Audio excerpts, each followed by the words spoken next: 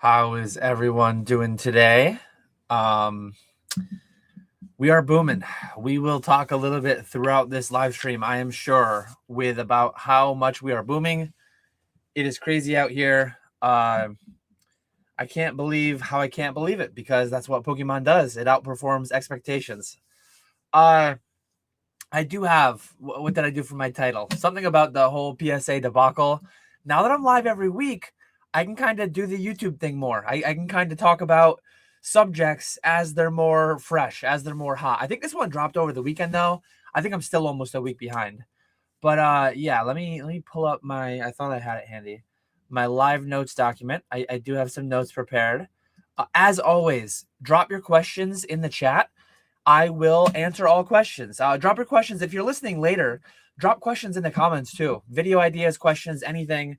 I am still a nano influencer. I still answer every question. I interact with every question. Comment in the comments. Sometimes it's just a heart. Sometimes it's just a rocket emoji. Very frequently, it's a rocket emoji in today's market. But yeah, the whole PSA lenticular deoxys. I will do a very quick overview for the uninitiated. So there was a person, and maybe I should just pull up. We have the technology. Why don't I just pull up the E4 thread? E4 lenticular deoxys. There's no sense me just like, we are live. We have the technology. Damaged PSA. PSA destroyed my PSA 10 lenticular deoxys. Cite sources where applicable, where possible. So yeah, we are going to do just that. We are going to share screen.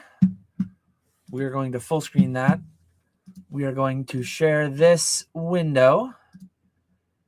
And boom. So yeah, for the uninitiated, E4, I've been there for 12 years, way back when it was UPCCC. But PSA destroyed my PSA 10 lenticular deoxys. This wasn't, so yeah, it wasn't the news I wanted to hear, but it happened. PSA damaged the PSA 10 lenticular deoxys while it was getting reholdered. It happens. So I'm going to give you like the sane, rational take. I always like to, and I say this as an unaffected party. I've submitted tens of thousands of cards with PSA. I've actually had my cards damaged with PSA. I'm not trying to make this all about me, but I'll talk you through what happened. I'll talk you through how I think about that as a party not affiliated with or tied to the transaction whatsoever, not affected. And I'll give you like what I'm doing because of it. There's all this hoopla in the Poke News space. There's all this drama, all this. I'm never submitting the PSA again. So I will give you my stance on that. I always like to allow logic and reason and math to win out at the end. So this individual had their card re-encapsulated, old slab, scuffed up, like 2-cert, whatever it was. You kind of know a lot of people have had the old slab thing. You want the new security features. You want the lighthouse. Reasonable. So they submitted this card. It got crimped during re-encapsulation. It happens. So starting to inject my thoughts and opinions on this. PSA encapsulates 1 million plus cards a month, 2 million cards a month almost. Some amount of those things are going to be damaged in handling, whether somebody drops the card into their coffee, drops the card on the floor, whether they crimp them between the two pieces of plastic encapsulation, whether they damage them when they're unencapsulating the cards. Very reasonable that's going to happen. Mistakes happen even with robots. Robots are designed by humans, so mistakes are going to happen. It is how the mistake is responded to that we should judge companies by. I had the same sentiment and thought around the whole CGC grading debacle, grading the alpha, beta, echo, delta, foxtrot, all that stuff. And those ended up being fake. Very, very bad to have an authenticating company grade things that ended up being fake. But it's like, what do they do? And I think they paid everyone out from that. I think hush, hush, the same way this story will go. A lot of times NDAs have to be signed when these things take place and people get their payouts of whatever sort. You're not allowed to talk about it. You're not allowed to share it. Otherwise, you'll risk litigation. And that's just the way the world works. But yeah, so the card had a most recent sale. This is where it gets like as juicy as possible. So not only was the card in PSA's guide deemed to be $45,000, not only was the card deemed by PSA PSA's own app that they own, as far as I understand, Card Letter. You subscribe to PSA, you get the higher tier, you get a Card Letter subscription included in that, because PSA either owns or is deeply invested in the ownership of Card Letter. So it's being called 45K by Card Letter, by their app. It's being called $45,000 by PSA's own valuation app. PSA SMR, whatever the acronym is for their values of slabs. And it's not like this was an ancient comp. It's not like this card is so low pop that it was last sold publicly in the last boom, 2021, 2020. If it were months old, years old, there's more conversation to be had. But this was literally sold by them 3 weeks ago. So it was a PSA Vault transaction through eBay. They are party to the transaction. They are privy to all the details, paid, not paid. And it happened prior to the encapsulation damage. So it would be one thing, again, say that this card was in the middle of this drama happening. Say that the last comp was 15K, July of 2025, which is quite an old comp, especially in this market. So if the comp was July of 2025, 15K, 10K prior to that, and this card was damaged, and then like say it was damaged on February 20th, and then February 22nd, the sale happens for this other card. If the sale had happened post card being damaged, okay, 20K, I'm more on the same page, 15K, 12.5K, those are all more reasonable. But this sale actually happened prior to. If you want to go tinfoil hat conspiracy, we will get out the tinfoil hats later. I should have made one up. I didn't do that, unfortunately, to prepare for tonight. But if you want to get the tinfoil hats out, you can't even say that the submitter fudged this transaction. They had somebody buy it, that they're just going to sell it back later or cancel the transaction or whatever. You can't even do that with eBay authenticity guarantee anyways. PSA Vault transaction sales are final because of all that. So tinfoil hat conspiracy thwarted there because the party to the re-encapsulation interaction couldn't have possibly known their card would be damaged. But this is where the other side of it gets fairly juicy because 45K is the guide price, 45K is the card letter price. What does PSA offer the individual when their card is, hey, your card's a 6? So your card's a 6. It used to be a 10 worth 45 grand. PSA offered $20,000. PSA offered $20,000 with the explanation that like we don't just use last comp, we use the last few, 45K, 15K, 10K. Well, you know when they don't use the averages of the last few? I've been on the other side of this. I'm sure other people in the chat, let us know in the chat. I'm sure other people have been on the other side of this. But check DMs. I said that and I'm like, I panic looked at the chat and I'm like, oh no, I've been ranting and I haven't been looking at the chat. What did I do?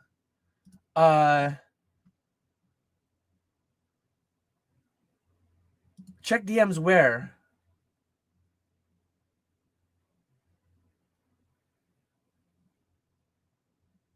Check DMs, Dan. I don't know where I'm supposed to check DMs, Grimer.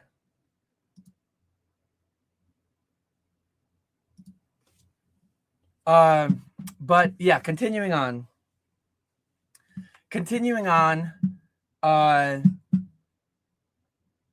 The $20,000 that they are being offered when you're using a comp in a market like this from 7 months ago, that's just crazy to me. Especially when they were party to the transaction, especially when they know, like if they provided the information that, hey, the 45K sale, that wasn't completed. They never paid. Card Ladder scooped that up in error, remove it from Card Ladder. That doesn't sound to be the case though. So what it ended up being was, they offered $19,000 as a credit or a check, removing the grading fee, all this stuff. But my experiences, my firsthand experiences, if and when you ever grade a card, if there is one singular comp that puts it at 10,000, 20,000, 45,000, you are paying the upcharge for the appropriate tier in that event, in that situation. And that's just what it is. So for them to have these two sides where they'll upcharge you to the higher and then they'll comp you to the lower when they're paying out basically out of their pocket on having damaged your card.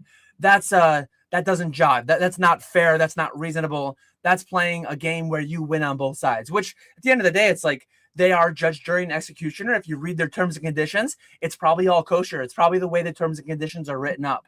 Not a lawyer. Go check out Pokey Lawyer Dave to get all the conversation on that. I think he's actually going to do some videos on that. I chatted with him the other day a little bit. He's starting up a YouTube channel, and I saw he was just on with PokeVault over his whole thing. But there's always something going on in the hobby. My take on this is that it's crazy of PSA to try to take the upside on upcharges and then to not take the downside on paying out for their mistake. One of their employees, whatever wage they make, they damaged the card, and PSA has to own that. PSA has to have, and I'm sure they do. I'm sure that them paying out the $45,000, that's not going to make them go negative for the day. That's not going to make them go negative for the week. They're going to be just fine. They have plenty of room in their budget. And it's crazy that Charlie guy, Moist Critical, he made a video about this. All the drama channels picked it up. I'm picking it up. I'm not even a drama channel. So it is crazy in hindsight, the amount of negative publicity that came from this, and all the peanut gallery, all the comments in the YouTube things, in the Discord, and the Instagram. I'm never grading with PSA again. It's a scam. You shouldn't do this. I think a lot of that's overblown. What am I doing because of this as a business? I'm changing nothing. I tried finding it before I went live and I couldn't find it. I have a stack of like 5 or 6 cards that go back like the past several years that I've been saving up for a reholder. It's such a long process. If it's a 9, I always just crack it out and I grade it. But I have like 5 or 6 10s that need to be reholdered because the thing's cracked, and I'm not looking forward to it. They're probably going to tell me, oh, that too, sir. I have one that's a fairly low pop. It's a Gengar EX, not the full art one, not the secret rare, unfortunately. But I think I don't even know what it goes for right now. Probably several $100s or hundreds of dollars. But it's a Gengar EX, I think number 35 from Phantom Forces. Cracked slab. It doesn't affect the card. The card is in the same condition that it was when it was graded. The crack is somewhere not affecting the card whatsoever. But what I hear is happening when people do reholders for old cards that are one of those weaker grades, weaker 10s, weaker situations like that. PSA is using that to say, oh, hey, this was damaged through the card case, through the case being cracked. Now we're not going to offer our financial guarantee. It's kind of their out. It's kind of their loophole. But yeah, it is what it is. I'm going to continue grading cards with PSA. I think the market is going to continue valuing PSA the most amongst, not the most, like CGC Pristine gets higher prices in some instances. Black Label definitely gets higher prices pretty much across the board. But I think at the end of the day, this is going to be another nothing burger. It's going to be a few months ago. The drama was this, that, and the other thing, and CGC scandal, the snipe scandal, just add it to the list. Add it to the list. It's today's Pokey Drama calendar event, but it will go as quick as it came.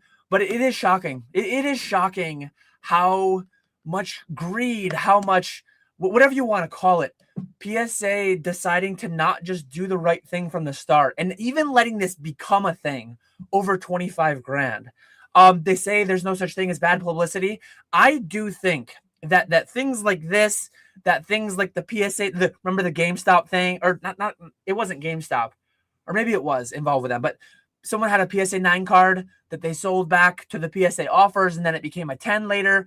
That, and then this, all these unforced errors by PSA, enough of them happening over a long enough period of time, coupled with some other competitor coming in and doing good business and doing right by their customers and not making all these big dramatic issues. Over a long enough period of time, those things could add up and really cause damage to the reputation. Do I think this one is the straw that broke the camel's back and PSA is done for? Absolutely not whatsoever. We are booming. PSA makes tons of people tons of money, so we are going to continue grading with them. Even as a collector, if you've been collecting for 10, 20 years, if you've been collecting for 2 months, and you have X amount of PSA slabs in your collection, people are so anal. So everything needs to be consistent. I'm a PSA 9 collector. I can't go to CGC. I can't go to BGS. People are so stuck on needing outside approval from that third-party authority, and I don't think it's going anywhere. Getting really tinfoil hat, and this is where it gets fun. In the past, I have made mistakes. I've made mistakes saying that people like Blake's Breaks. They've got so much money. They almost definitely they're not scamming. Then they ended up scamming. He who shall not be named. We do not speak of his name. Voldemort himself. He makes so much money. There's no way XYZ, the other thing. Like, I gave him the benefit of the doubt. I said after that was the one that's the straw that broke the camel's back in this scenario. I said I'm gonna be more cynical moving ahead after that whole debacle with Snipe. There's a non-zero chance that tinfoil hat conspiracy, something is going on here. There's a non-zero chance. If you would ask me, like, I'm a betting man, I would bet that this is just PSA incompetence. They damaged a card. They really fumbled the bag on, like, just paying the guy what he should have gotten, $45,000. It's like they made the mistake, own up for it, do the right thing. But I think that's the most likely scenario. Will I guarantee it? No. Will I say that there is a zero chance that something nefarious is going on here? No. There is some chance that there's an employee at PSA, and this is not even my opinion. My opinion is that this is not what happened, but it could have happened, and that's what's crazy. There could be an employee at PSA who decided, like, oh, hey, I've got a lenticular deoxys in my pocket. I'm going to bring it to work. I'm going to crimp the corner of it. I'm going to say that this guy's lenticular deoxys got crimped, and I'm going to take that one, and I'm going to regrade that a 10 a week from now. I'm going to add that to the pop later, and I'm going to get my 50 grand payday, which is my entire salary. But, like, some of these people in the building, as far as I understand, they might make 50K in a year, 60K, 80K, whatever they make in a year. They theoretically have the opportunity to get that on one card. So is it impossible for one employee to have gone rogue and to done a card swap? Dan, how could they do that? How could they know a lenticular deoxys is going to be in there? I've actually spoke with people. I'm not going to say which XYZ grading company. I have a little bit of insight as to how the grading room works a little bit. I've spoke with people actually in multiple active employees in multiple different grading companies. And there's like a cart, there's like a table of orders, and you can go and you can pick yours from it and all that and stuff. And you don't see the names of the submitter, but you do see the order numbers. So theoretically, somebody having, being in touch with somebody in the RNID department in tinfoil hat conspiracy, I can't say there's zero chance that some shady business went on. And the fact that PSA is even making these unforced errors to where these conversations are happening. That Moist Critical guy, 20 million subscribers. The video has like 2 million views. And then you've got your normal, you've got your Kira, you've got your Opossum Bud, you've got all your pokey people who do those things. You've got your Rattle. Tens of thousands of more views, maybe 100,000 more views. You got, I think the Twitter post that this guy made, the E4 post probably doesn't have 1 million views, but the Twitter post apparently has like 1 million views. I don't think all publicity is good publicity. I think overall this is an inherently negative bit of publicity for PSA. Kind of a nothing burger, isolated in isolation. But give it 5 more years, 2 more years of PSA making these same unforced errors. The PSA 9 buyback turned into a 10. The lenticular deoxys. Charlie said in his, I listened to it like an hour ago, 2 hours ago. He said in his video, like, it wouldn't surprise him if someone had swapped this. It would surprise me less than it would have 6 months ago, because I've seen some crap. Blake's Breaks, Snipe, all the stuff that's gone on. There's a non-zero chance that some real shady dealings went on here and some guy got screwed over, and then it's crazy. It's crazy that conversation's even going on. What a fumble by PSA. PSA, don't be dumb. You're being dumb here. What are we doing? What are we doing, PSA? We're booming, and people aren't talking about, they are, but they're talking about this more than the record submissions. And as far as like the whole raising the grading fees, and that's supply and demand. People are being really silly. People are being really dumb over complaining about PSA raising the grading fees because supply and demand exists and blah, blah, blah. But like, this is an unforced fumble. This is crazy that this happened. I don't know. But yeah, continuing on, that is my rant for the night. PSA really fumbling the bag on the whole lenticular deoxys thing. It's wild to me that can exist, that can be a thing. I'm going to go through and I'm going to start starring questions now. If anyone had any conversation along the lines of the PSA lenticular deoxys thing. I'll try to take those ones first. But as always, ask your questions. I ranted there for 20 minutes on my topic for the night. I'm sure we might touch on it a little bit more. Oh yeah, last thing, my call to action. Hashtag release the tapes. So the tinfoil hat conspiracy is out there. People are claiming that this lenticular deoxys is potentially having been swapped. Theoretically, from the way that I understand it, I almost forgot to do the most important thing that I wanted to do tonight. PSA, I'm calling on you, PSA. You have the evidence. You have the proof.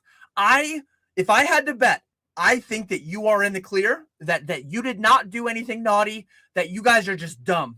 Incompetence, being really dumb, the thing that I was told not to do by the billionaire in charge of the operations there. Show us the tapes. From what I understand, you guys have recording everywhere. You guys have receiving, recording, RNID. You guys have recording in the grading room. You guys have recording in the encapsulation process. There's no reason that people should take your word for it. If there exists evidence that card, show us it being cracked. There's no way they're not cracking those cards on camera. Show us it being encapsulated. Show us it being pinched. Show us it being removed from the thing and then reslabbed as a 6.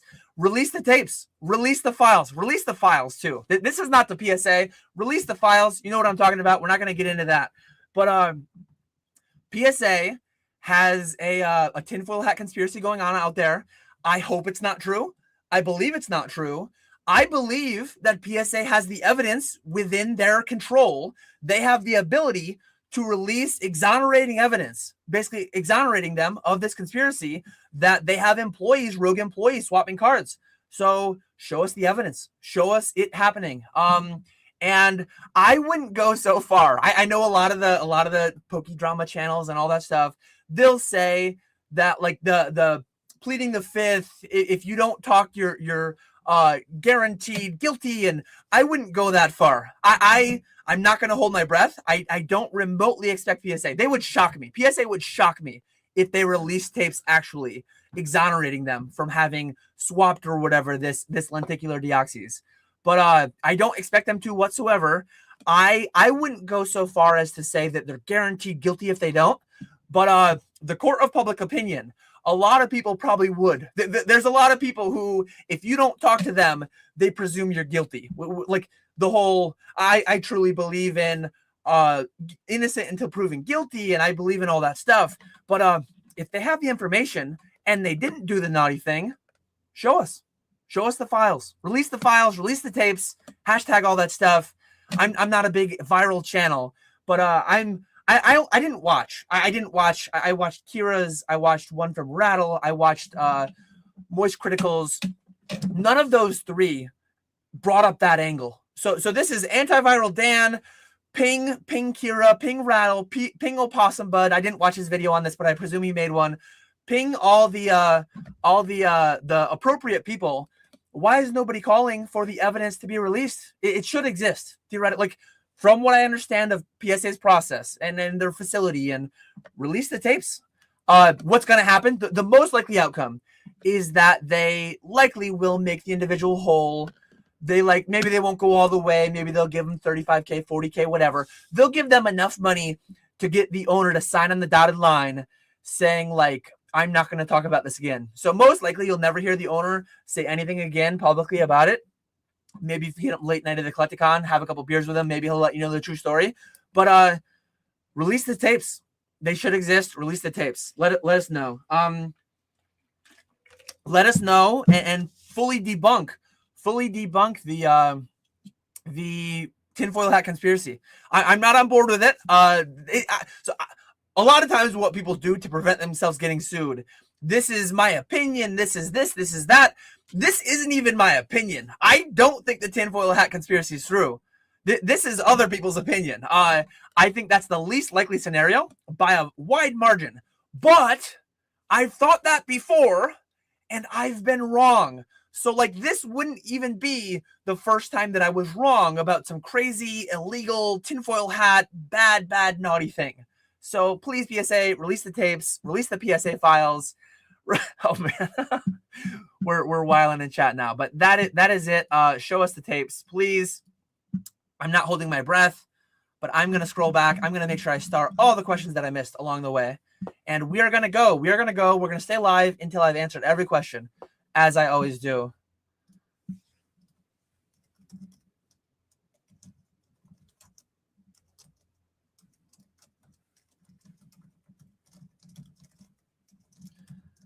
I found what DM I was supposed to look at.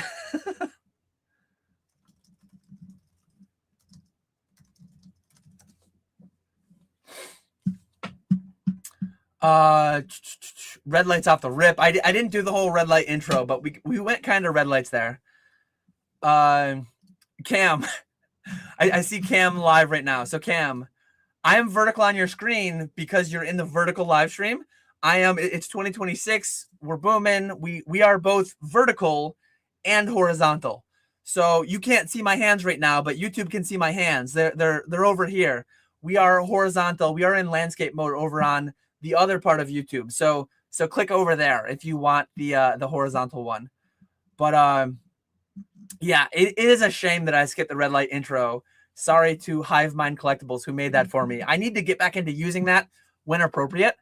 But yeah, let me make sure I have all the questions starred. What is the opposite of we booming? I don't know, because we are not that. We are definitely booming. Dan streaming late. Boom. I was too busy to stream when I normally stream at like 8:30 or 9. I had to go live later because we are indeed booming and I had too much to do. Starring. If this was a MetaZoo live stream, it would have 10% of the viewers. I think it would have more than 10%. I think I'd have a solid 30, 40 in here. I would say 25%. So I'm antiviral. I have a high floor. I have a low ceiling. High floor, low ceiling. It's been a while since I've done a MetaZoo live, but I feel like I'd have a solid 30. Oh, yeah. You going to talk about Green Chiz's take on the PSA situation? Green Chiz's take on the PSA situation was extremely, as they say, dusted.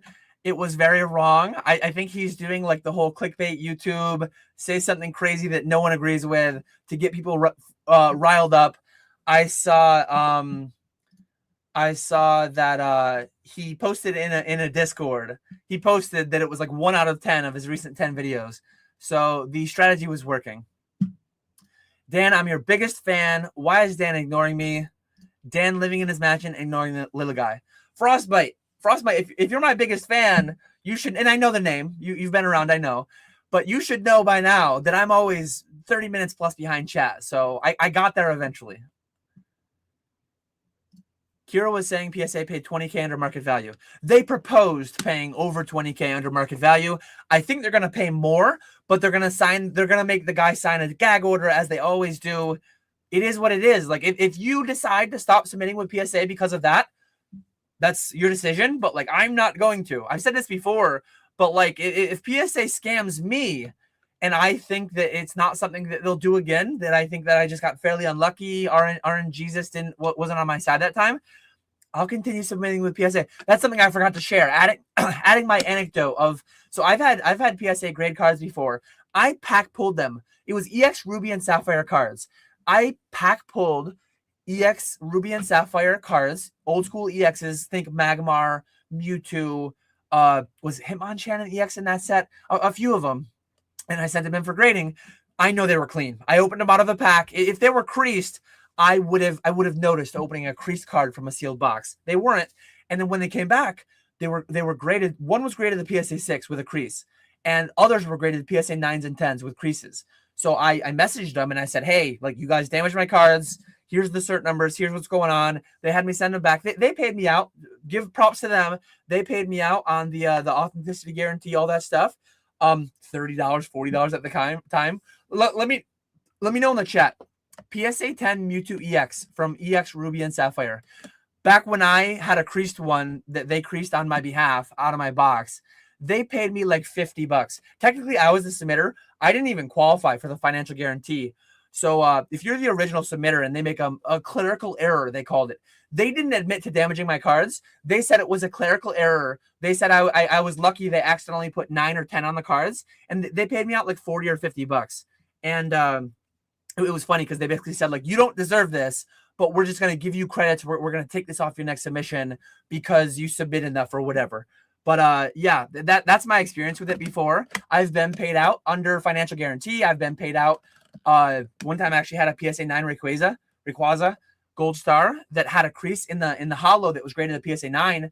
They paid me out a little over $1,000. That's what it was worth at the time. They regraded it as like a 4 or something. And that's different because that one, it actually was damaged and I didn't do it. And I bought it as a 9 thinking it was a 9. But anyways, like the financial guarantee of authenticity and grade, mixed results over the years. Very public examples. Professor Oak Kelly on Instagram, he had a Shadowless Nidoking PSA 10. The head grader deemed it a 10 when it was actually like an 8 or something. And it is what it is. If he ever goes to reholder that, the ironic part about it, if he ever goes to reholder that Nidoking, they're going to say, oh, the case was actually damaged. Environmental issues led to those print lines, led to those hollow scratches. So we're going to reholder your card. It's now an 8. You don't qualify for the financial guarantee of authenticity and grade because the case damaged or whatever. That's a little bit of what's going on. It's yucky. It's gross. But at the end of the day, I'm a business. PSA makes me money. So I'm going to grade with PSA. It is what it is. That's what I'm doing personally. Most of the people in the comments saying that they're never going to grade with PSA again, most of them have never graded with PSA to begin with, in my opinion. I could be wrong on that. But until like people actually stop grading with them in mass, nothing's going to change. It is what it is. But yeah, continuing on. Why do you think the average ETBs are going up in market price? Sealed product only goes up is what I hear. I have it on good authority that sealed product is a deflationary asset. The amount of sealed product goes down as people open it, so the price goes up naturally. Dan, should I keep preparing for cross-examination tomorrow morning or watch this video? Both. Actual question, how high do we see crystals go in this cycle? This is one thing that like I'm as certain as I can be. High level of certainty that at some point, most cards, crystals, old school EXs, gold stars, altarts, 151 Charizard SIR, Moonbreon, Sunbreon. I think most cards at some point when the market cools will drop 10, 20, 30%. I think like the good ones will only drop that much. I think the bad ones will drop 50 to 80% or more as they did last boom and bust. But the big question is when and where is the top? We could have, and I said this a month ago. I said this 6 months ago. I said this a year ago. I said this 5 years ago about the first boom. You will never know when the top is. Like we could have between now and a 30% drop in the crystals, we could have a double up. We could have a 5x. So take a crystal. I don't know the price history on the crystals that well, especially with the boom that we're in right now. Say there's a crystal today that's $5,000. We could have one of those 5x to 25 grand and then fall 20% to 20,000. So if and when it happens that way, it's like the card's up 400%. The card's, well, it's up 300%. The card is 400% of its value today. 4x what it is today in that hypothetical, in that scenario. Or maybe 5K is the peak already and it's going to bottom out at 4 grand. And 2, 3, 4, 5 years from now, it's still going to be 4 grand. It's going to ceiling, like drop a little bit, 10, 20, 30%, and then plateau for a few years. I don't know. Nobody knows at all. So all we can do is place our bets. 5, 10, 20, 30 years from now, I think the crystals are relatively good cards. I think I wouldn't put them S tier. I'd put them solid A tier. I think crystals and gold stars and a lot of the base set first edition, and it always depends. Like, but I personally would put those cards like A and S tier, some of those ones that I just named. 5, 10, 20 years, I'm more confident that it'll be higher. But in the short term, the market can just be all over the place. And I think you know that, Dave. I think I'm not telling you anything you don't know, but I think it's an interesting conversation. Watching this video is higher EV. When is the next 10x? The brightness is fading. I don't know. We'll see. But yeah, I'm going to PSA equals Hanlon's razor in this instance. I'm a big fan of Hanlon's razor. Yeah. Do not attribute to malice that which can adequately be explained by stupidity. I think PSA is stupid. I think PSA is incompetent in many of their endeavors. And I think this is that. But I have used Hanlon's razor before, and I have been wrong. Snipe, I said Hanlon's razor.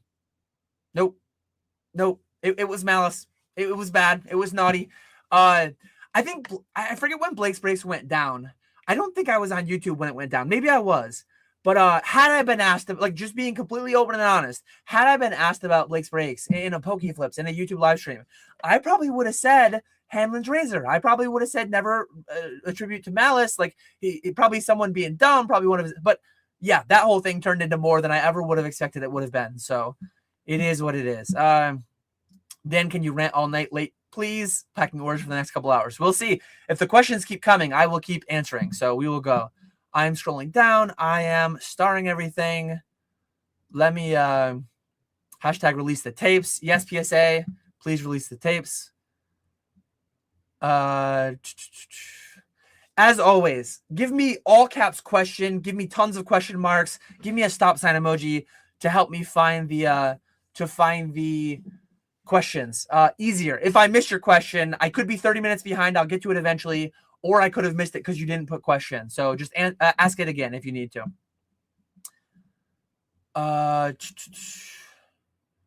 Yeah, zero possibility of any evidence being released. Statement possibility, but nothing else. Coming from a lawyer, that's probably what their counsel would advise.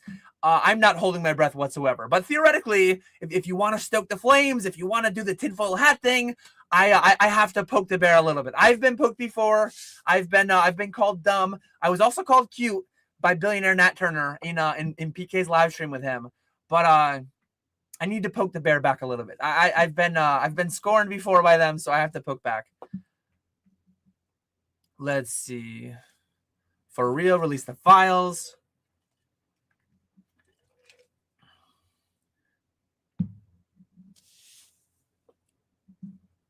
Where are we? Starring. I'm starring everything very quickly, and I'm trying to get caught up. I don't understand how PSA thought their decisions in this matter were going to go well. This might be news to you. This might surprise you. They have probably done similar things to this 50 times in the past year. They probably do something like this every week. You just don't hear about it because it happens to someone who doesn't post on Twitter about it, who doesn't post on Instagram, E4, wherever about it. And the algorithm can be kind of fickle. One of these things could have happened 4 months ago, and it just didn't get the legs that this one did. So I think things like this go on, and they just don't catch the algorithm the way that this one did, in my opinion. Is vertical Dan booming more than horizontal Dan? We need a good analysis. We need some Danalytics on the situation. I get way more views horizontal, but I do get some fun and good comments in the vertical aspect ratio. So I will continue. Continuing 2-star questions. I'm trying to get caught up.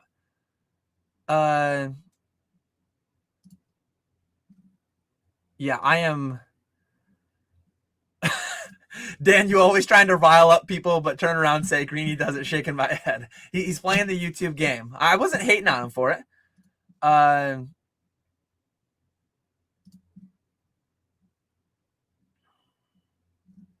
So many questions. I am up to 15 started questions. I promise I will get to all of them. PSA, please submit again. I'll keep grading with PSA and waiting for the opportunity to force a binding arbitration. There we go. Some lawyer speak coming in. You love to see it.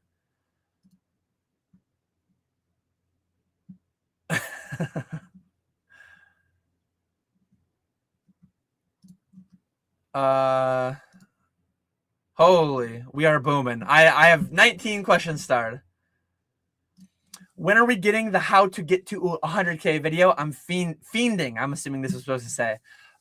In the next month or so. In the next month. Like, subscribe, ring the bell, all that good stuff.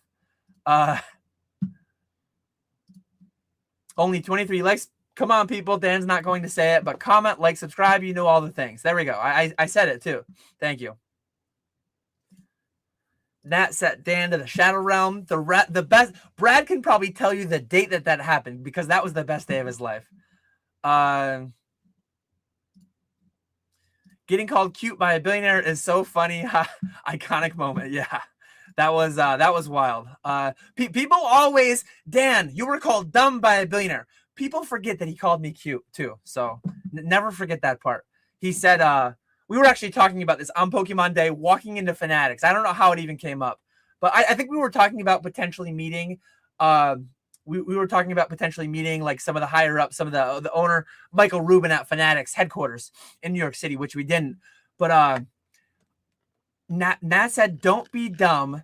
And then he also said, "Let's not get cute here." So he didn't actually say don't be cute, but he said, "Let's not get cute here," which I take as him calling me cute, the same way that he called me dumb. But anyways, oh man. Let's see. Okay. I have 25 questions starred. I'm going to keep an eye on the live chat, and I'm also going to go through these 25 questions. Early points question. What is your honest month when smart investors should pull the parachute? My guess is May next year, we see the bubble burst.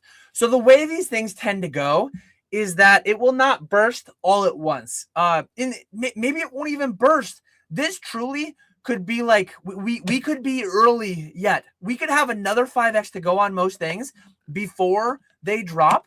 It would be card by card. I think things like the gray felt hat. I think things like the Charizard 151 SIR. I think things like the Moonbryon. I think those are going to have a 10, 20, 30% drop, maybe more, sometime this year. But that said, everyone's financial situation is different. Personal finance is personal. All the things that I always say.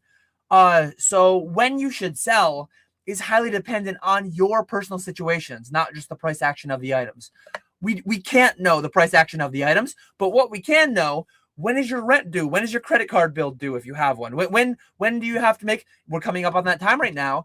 If you want to make your contributions, if you haven't maxed out your 401k and your IRA yet for 2025, if you have to do that and you have cards that you could do that with, that you're up 5x, 10x, 20x on, I think it's a reasonable time to sell. So yeah, selling is not solely a market-based thing, but it's like a personal-based thing. So I think parts of it, cards will start retracing sometime this year. I think some cards already are.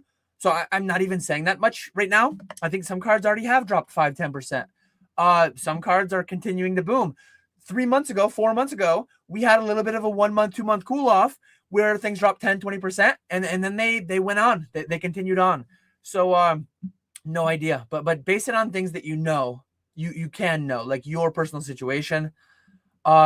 Please tell me what to do. LOL. I'm tempted to sell my 151 Horde, but really unsure as to leave it with the rest of the collection and keep building the portfolio. So I will never tell people what to do. I tell people what I'm doing and why. I have a pretty decently sized 151 position. Go check out my pallet videos if you want to see exactly what I have and how much I have. Beyond the pallets, I have let me pull up the numbers so that I can tell you what I'm working with. This channel is all about transparency. This channel is all about telling you what I'm doing and why. It's not about telling you what to do. So between the streamers, between what I have, a couple different places, not on the pallets, I have several thousand packs of 151. I have a master case of bundle displays. I have loose bundle displays. I have loose bundles. I have a decent amount of 151 inventory. Counting the pallets, thousands of packs. Like I have 10,000-ish packs, which are $25 packs. That's crazy. That's a lot of 151. I'm not liquidating all my stuff. I don't exceptionally need the cash flow immediately. I'm generally hanging on to what I have. What we sell through the live streams will naturally trickle out over time, but what I buy through the buying list, it will trickle in over time. So I'm kind of like net even on 151. If the opportunity comes where I need a little bit of cash flow, might I bulk off 720 packs here, 720 packs there, a bundle display here, a bundle display there. When we do a mega stream on Fanatics Live, might I trickle off a bundle display here or there? Absolutely. For the normal operations, I'll keep things trickling out, but I'm not like liquidating. I'm not panic selling. I don't need the funds elsewhere, really. I don't see an opportunity that I think is necessarily better. Will I miss something? Will 151 plateau for a year or two like Hidden Fates did? Potentially. It absolutely could happen. Will it double again in the next 6 months? Absolutely, it could. I have no clue. So I'm relatively hanging tight on the 151 as we speak. But like, if I was in a different situation, I might sell it all. I might have sold it all 2 months ago, 6 months ago. Like, personal finance is personal. I can't tell you what to do. But overall, I like 151. I think the fundamentals on it are good. All of Kanto in one set. I have a lot of it, and I'm not like trying to drastically decrease my position. If and when, ask me 6 months from now, ask me a year from now, if I feel like it's going to be a hidden fate situation where it plateaus for 2, 3, 4, 5 years and before it spikes again, I might liquidate 100 grand of it. I might liquidate a bunch of it. If you told me, Dan, 151 is going to be $25 a pack like it is today in 2 years, absolutely I would dump it all, and then I would move it into things that I think are going to have more action in the short term. But I don't think that opportunity is there right now, so I'm not doing it. Question for taxes, protection against being audited. How do you keep receipts, proof of sale when buyers pay cash? Consult your attorney, consult actual CPAs, all that stuff. But what do I do personally? This is not me advising you to do it. This is what I do. You go to a show, keep some kind of a log. Keep some kind of a log, whether it's notes in your notes app, whether it's pen and paper. I'm in Orlando Collecticon. I sold XYZ for these. I bought XYZ for this. That's all you can really do. Well, that's what I do.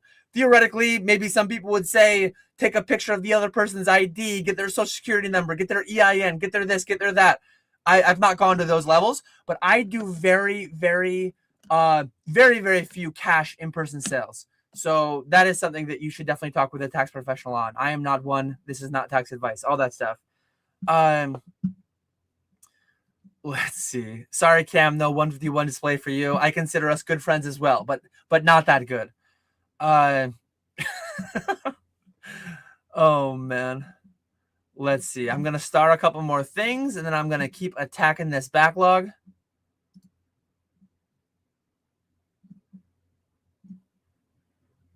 First step to 100K. Start with 200K and gamble. Gamble down 100K. There you go.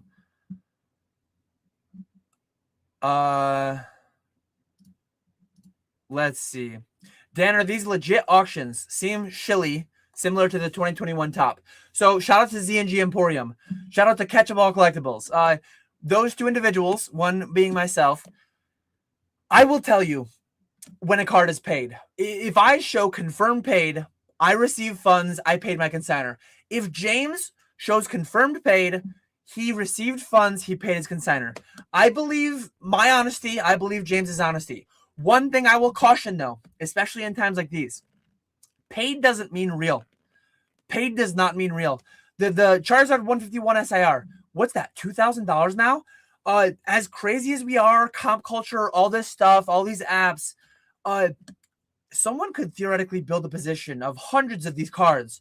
Hundreds is only a couple percent of the pop. Very feasible, very easy to do. Theoretically, a bad actor could buy hundreds of Charizard 151 SIRs. They could consign with me. They could have a buddy consign with me. They could have a buddy consign with James. They could bid their own cards up. They could make sure that individual pays. They could functionally, and please don't do this. If I know you're doing this, you will be banned. You will be blocked. All that stuff. If James knows you're doing this, he's made videos before. Banned, blocked, all the bad stuff.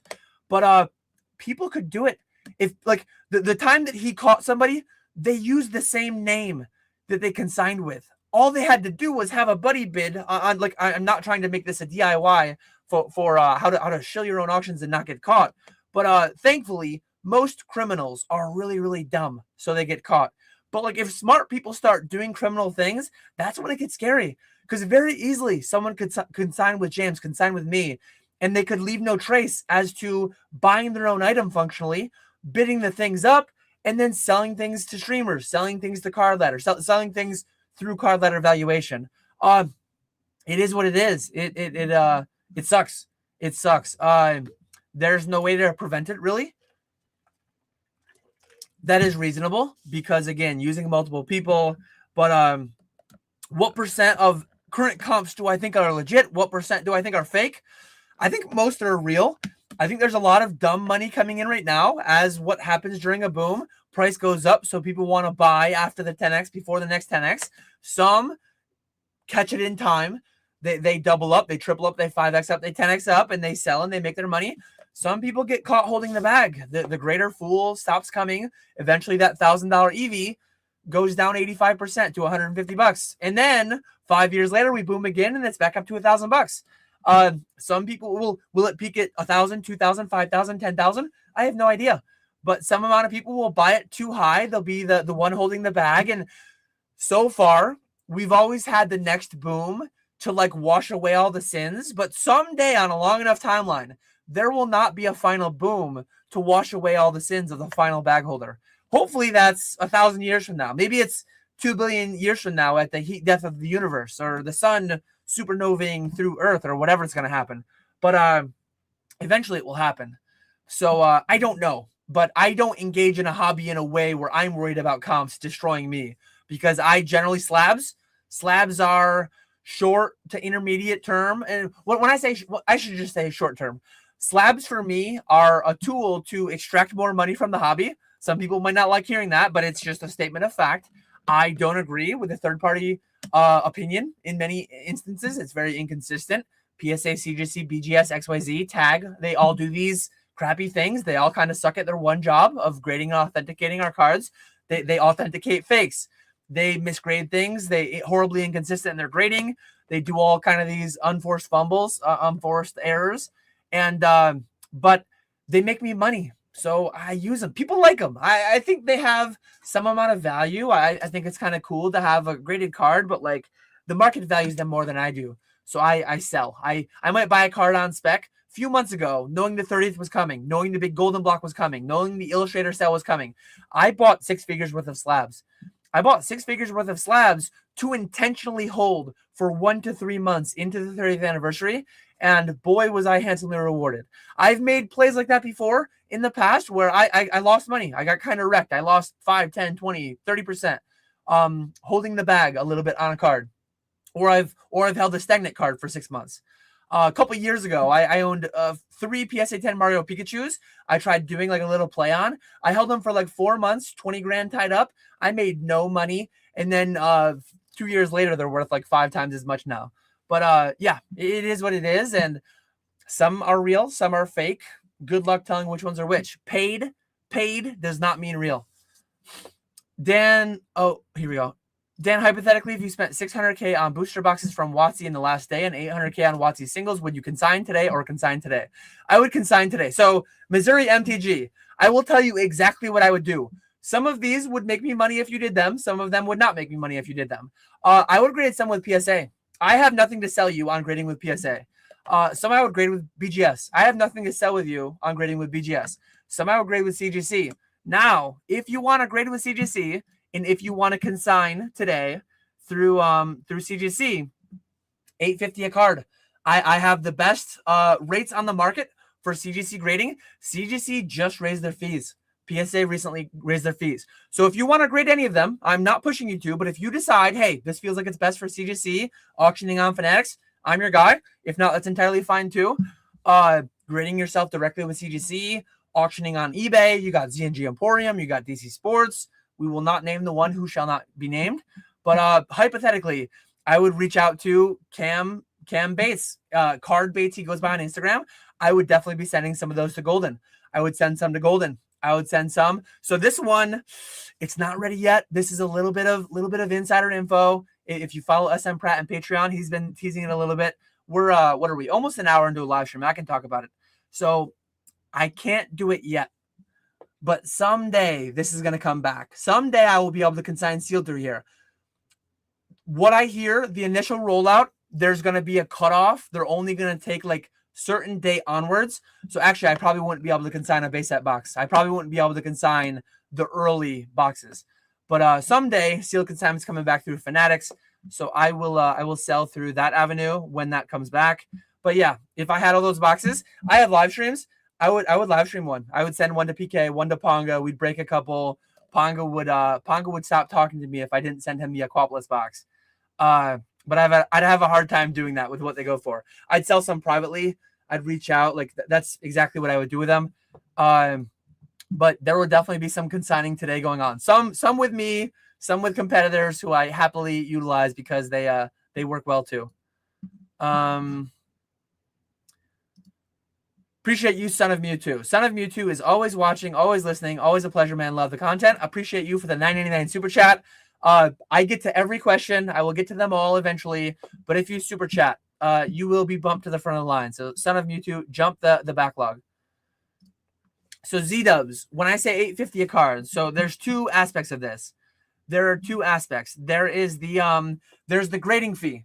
So I front the grading fee. You send me 100 raw cards and I front the grading fee and I remove them from your auction proceeds. If your card sells for 120, you net out 90% of the 120 minus the 850. I pay the 850 up front and I give you the auction proceeds at the end. So DM me. I don't have that on my website. I don't have that on my Instagram. I'm slowly rolling that out and I'm trying to not get buried. We had 5,000 cards last week. When I say we, I mean me and my consigners through CGC Fanatics. We had 5,000 cards last week. We are booming. Do your due diligence, CGC, grades, anything standard size. You can do Yu-Gi-Oh, you can do One Piece, you can do Lorcana, you can do Metazoo, you can do Magic, you can do anything that CGC grades that's standard size. You send it to my vault in Oregon, and they get graded, and they get auctioned in a 10-day auction on Fanatics. And yeah, you get the auction proceeds minus the grading fees. And the rate schedule's right there that I just shared. So that is all the information there. I'm going to go back into actually, I see my good friend Cam. So Cam has good timing. He says genuine question. I haven't proofread, but first time asking you a genuine question. When explaining to someone in chat what kind of items to sell through different consignment options, when are you recommending yourself, ZNG, Golden, DC, etc.? Is that a question? First time asking you a genuine question. When explaining to someone in chat what kind of items to sell through different... Oh, so when am I recommending? So like me personally, what do I send through my CGC Fanatics? I send a little bit of everything. I send vintage cards. I send modern cards. I send Japanese. I send English. I send predominantly cheaper ones. Most cards that I send to my CGC Fanatics are sub $5 raw. But I occasionally, I bought a complete Sword Shield alt art collection recently. Some of them, maybe the Giratina, maybe the Moonbryon. Some are going to go to PSA. Some are going to go $150 a card, PSA Express, whatever it is. And they're going to ultimately be consigned on my Fanatics. But me personally, anything slab, I love James, but I have my numbers they hit with Fanatics. I have my good relationship with Fanatics. I haven't consigned a slab with James in about a year at this point. I think the last card I consigned with him was a gray felt hat about a year ago. That play was ending. But if you want to sell on eBay, consign with James, consign with DC Sports, consign with Sealed Chiz. I don't dabble in eBay. So if I sold through them, I actually actively last week I consigned with DC and Sealed Chiz myself. I consigned with Golden. It's very vibes based. It's very by feel. How do I know when I'm sending the Golden versus DC Sports? How do I know what, like DC Sports, I send above 1,000. Sealed Chiz, I send below 1,000 generally. So that's the distinction between those two. But how do I decide what to send to a live stream versus Fanatics, regular auction versus live auction? All that's vibe based. All that's by feel. There's no like hard fast rules. But yeah, specifically didn't ask you because your answer was going to be diversification. Sometimes I have 50 of a card and I send X amount here, X amount there, and I do diversify. I spread out there so as not to inundate one platform. But yeah, I can grade Gundam through there. Anything, I believe CGC grades Gundam. Anything that CGC grades, go check out comps, go check out sold items on Fanatics. Make sure it'll work out fine. I primarily have a Pokemon following.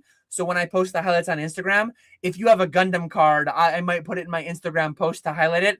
But most of my following isn't Gundam. So like they're probably not going to help there. I post my own Metazoo cards that I'm auctioning. I actually have Metazoo cards going for auction tomorrow night that will be highlighted on my Instagram next week so that I don't get slaughtered in the sale prices, because I do have a little bit of a Metazoo following that follows me on Instagram.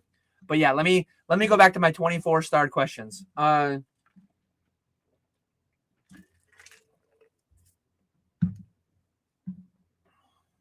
right there, Cam says too, feel free to DM Cam. He's saying right here, if Golden ever sells something, just ask him if it's paid. Reach out to Card Baits on Instagram. Dan, shout out Catch 'em All Collectibles. I do things like that more when Brad is here because I know how much he loves it. But yeah, I'm going to go back to the 24 question backlog. I've started to notice a lot more businesses offering consignment. Is this a new strat or has it always been this popular and I'm just now seeing it after watching your video the other day? It's always been a thing to some extent. The great things about consignment are naturally, like I can make money, I can make margin with little risk to me. I do offer inbound shipping insurance. So if your thing gets lost on the way to my vault, and if you detailed what you sent in front, you can't just say, oh, it got lost, there was $1 million in there. It needs to be established beforehand what was in the box to have insurance actually pay out on it. But contemporaneous. I went into Discord. I said this word in Discord yesterday. So I was watching something on I was watching DeLucci. Her last name is DeLucci. She's a CPA on I forget what her name is. I'm gonna actually find it so I can shout it out. Jasmine DeLucci. She's a CPA on YouTube. And I was listening to what happens in the event of like an audit and what does the IRS look for? The IRS looks for contemporaneous proof of the fact that the transaction occurred when it did and all that stuff. So if and when you're ever audited, you need to have contemporaneous proof. You need to have some kind of a journal, some kind of a logbook, some kind of an app that's basically time-stamped that says that you bought this thing, you sold this thing on this day for this much money. Do you need to have a picture of the individual, a picture of their license? Do you need to have, I don't know to what extent you need to go to there. Probably the more the better, but like you're probably like, maybe if you have a vendor POV video, probably this is sketchy a little bit. There's probably a lot of people out there that in the event of an audit, they actually have contemporaneous proof. And contemporaneous means basically like of the era of the time. It means something that proves that it's tied to that time and not just made today. But there's a lot of vendors out here in the YouTube space that probably have contemporaneous proof of their tax evasion. I'm not going to go into speculate which ones and how much, but it's pretty funny that you see like all these vendor POVs and all these videos of people's Excel sheets and all their sales, and a lot of that stuff probably doesn't ever ultimately make it onto tax documents. But pay your taxes. It is the patriotic thing to do. But yeah, funny that some people are contemporaneously, I guess, fastening their own noose.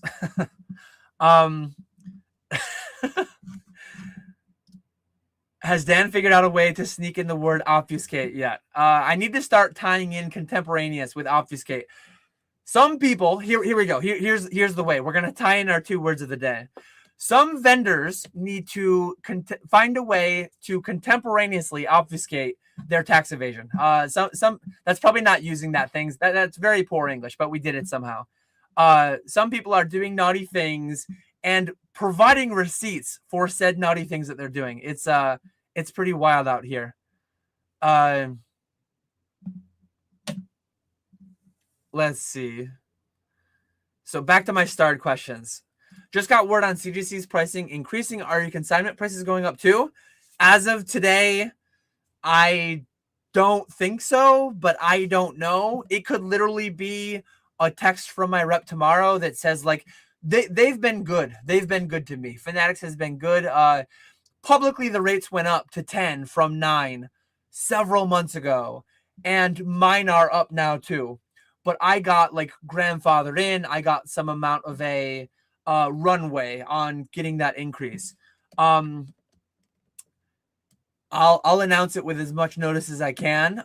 If and when it happens, though, like, yeah, it would not surprise me. One thing I said recently in last week's live, I believe, we are crazy. The opportunities that we have in this market.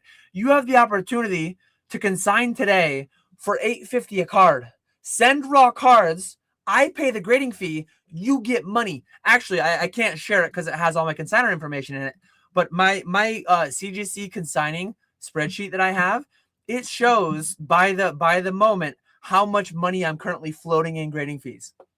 I'm currently floating $32,000 in grading fees. That's how much money I've paid that I've not yet received back from proceeds of the sale.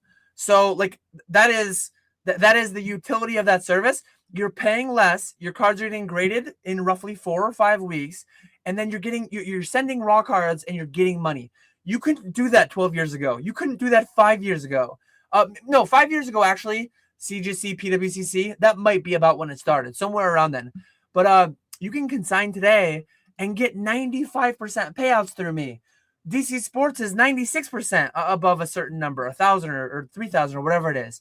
It is crazy. Someday, I think actually, instead of consignment rates getting better, I think they'll get worse. I think someday eBay will stop giving as competitive of rates as they have in the past. I think someday you might only get 94% above 1,000 through me, through other people. I could be wrong on that, but I don't think it's going much higher. It's crazy. Dan, we need your thoughts on the Dragon Ball Fusion World and Masters Boom. Many large breakers, tubers, and celebs picking up big cards. Golden has a 1/1 Black Label Goku from Manga Booster 01. So I know nothing about the all the Dragon Ball Z stuff. I never watched the anime growing up. I tried watching the anime recently. It's just not for me. One thing I will say though, I was solicited on Dragon Ball Super Fusion, Goku, Saiyan, whatever. I do know how to say Super Saiyan. Years ago, I said Super Cyan, like the color cyan. I was lambasted in chat. There's another word for Brad. I know how to say Saiyan now, but I don't know much about Dragon Ball other than that. I was solicited though on some Dragon Ball thing through one of my distros. I pre-ordered like 16 cases. I don't know if I'll get allocated. I don't know how much I get, but it's like 6 months in the future. I ordered it like a month ago. It's kind of a meme, but it's kind of true. Worst case, I lose like 15 grand or 20 grand or whatever the pre-order is. What a wild statement to make. But like the downside, if the stuff is just worth nothing, is known and fixed. And the upside, there are one-piece releases where I've bought $800 cases through my distro, my allocation, and they land at my doorstep and they're worth $3,000. So it's like the upside is 4x plus. The downside is only minus 100%. Why not try? So that's where I'm at with Dragon Ball Fusion World. I know nothing else about it. But we're booming. We are booming. So I'm YOLOing in like I did a couple years ago on One Piece. OP05 was my first allocation. I'm YOLOing in on Dragon Ball Super World Fusion, whatever it is. I'm starring more questions. Every one question I answer, I'm starring like 3 more. I need to start. Was gonna make fun of Dan for watching CPA content for fun, but here I am watching him talk about watching CPA content. Yes, appreciate you pointing out the irony there, and thank you for being here, Cam. Good evening, Dan. Did you ever have a hard time parting ways with your collection to help fund your business? I'm currently dealing with that on my PSA slabs. Yes, a little bit. A little bit. So there are some cards that I sold that I felt fairly confident I would never own again for cheaper. But the amount of utility that money provided to me at the time in my journey as a business, as interacting in the space, it felt worthwhile. So you need to do the math. Do the math on like how much can that capital do for you personally, business wise. Again, it's very personal. I was confronted with life-changing money. I was confronted with paying off my mortgage at 30. What was I? At 30 years old. I was confronted with paying off my mortgage at 30 years old. I was confronted with being able to max out my 401ks and IRAs for the foreseeable future. I was confronted with being able to be financially independent at a very young age if the market were to keep itself up that way. I was confronted with the option to quit my job to go full-time Pokemon. So for me, it was made easy by my life circumstances. Question: advice for a collector aspiring to start a Pokemon business. How do you turn your entire collection into inventory, having no receipts or cost basis? You do your best to go back and generate a best estimate on that. And again, shout out the actual CPAs, not your dad's CPA. He has a video specifically catered to this. So instead of me ranting for the next 5 minutes, building my question backlog, go look up Not Your Dad's CPA on YouTube and find the video where he talks about how to treat inventory that you generated as a collector, that you built. He has a video specifically addressing that. How many packs are people sending you a month on your site? So last year on stream, we ripped 180,000 packs. That works out to about 15,000 packs a month. Some of those came from my buy list on my website. Some of those came from wholesale, but the majority through my website. Probably 10,000 packs a month. Probably 2,500 packs a week on average. Some weeks it's 0. Some week I turn off the buy list. Some weeks I buy 10,000 packs. There are weeks last year where single week, I bought 10,000 packs of like Crown Zenith in 1 week. I remember single week. I remember buying 6,000 packs of 151 in 1 week from one botter. But it very, very wide variations, but a couple thousand a week probably. What percent of your net worth is in cards versus traditional investments? Some card guys are all cards. Others just take the profits and spend elsewhere. Get ready with your bingo cards. I'm going to do it. The buckets. So I max out my 401k every year. I max out my IRA every year. I'm stoking a ton of money the past several years into my traditional buckets. For my age, I have quite a bit there. But Pokemon keeps outpacing. Pokemon keeps booming harder and harder. Someday, I think my traditional will outpace my Pokemon. I think it will overtake it through what I'm doing, but it hasn't yet. So I'm decently over 50% of my net worth. And that's having a house that's entirely paid off free and clear. That's having a very, very healthy 401k IRA balance.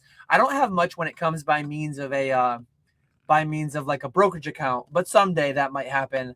I have a decent emergency fund, all that stuff. That's the whole buckets that I showed earlier.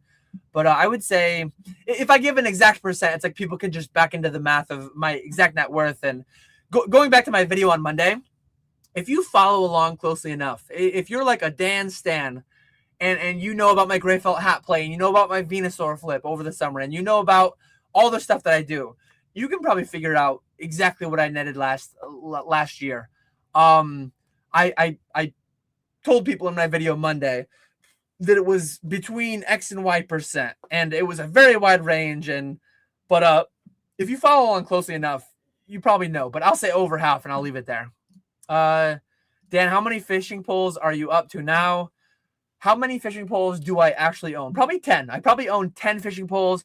If fishing poles are like a I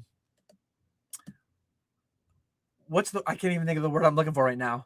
If they're like a word for independent contractors, how many 1099s am I up to now? I guess 6 independent contractors and then myself. So there's 7 of us now. If you count my kids and my wife are on payroll as well, I guess it's 10. 6 independent contractors, myself, and my family. 4 of us in my family. So we're up to 10 fishing poles, and I probably actually own about 20 fishing poles. Did I say 10 or 20? Maybe it's 10 and 10. I don't know. We recently bought a couple of fishing poles for the kids last year. PSA is going to 10,000%, 100,000, 1,000,000%, whatever percent that is. Oh, okay. That was about the drama thing. What would be your advice to find consistent inventory as a small business? I've been churning singles, but inventory has been harder to come by at a profit percent. In a boom, it's harder generally to find inventory. So one thing I'll say that you can't really do now, buy when people are buy when the market's down more. You can't really do that now. I know, but like all you can do is pay more. All you can do is pay more. All you can do is buy when it's easier to buy. When everyone's buying, it's harder to buy. We're booming, price goes up, so people want to pay more. So in that few months ago, 3-4 months ago, when prices fell 10-20%, I spent a lot of money. I spent tons of it, and I'm reaping the rewards of that now. There was a chance that it went down there further. There was a chance it went down plateaued for years, and I could have lost money. But in hindsight, like that worked out really well. All you can do is prepare in the times of plenty. There's some old saying like you put excess away while it's there. While the harvest is good, you fill your silos. Something like that. Some farmer saying. While the harvest is good, you fill your silos, and the harvest is not always going to be good. So all you can do is pay more. That's on risk. You could get wrecked by a downturn. You could get wrecked by stagnation, but that's the market that we're playing in. There's some amount of risk. Why are 1999 base jungle fossil hollows, non-first edition, and non-shadowless priced so low? I see pop 300 for a PSA 9, and it's only 300 to 500. Supply and demand is the only answer. If you think things are cheap, maybe speculate, maybe invest, maybe those things catch up and maybe the market agrees with you. Maybe it never does, though. I do short-term speculate on slabs from time to time. Long-term, though, I don't really heavily invest in slabs.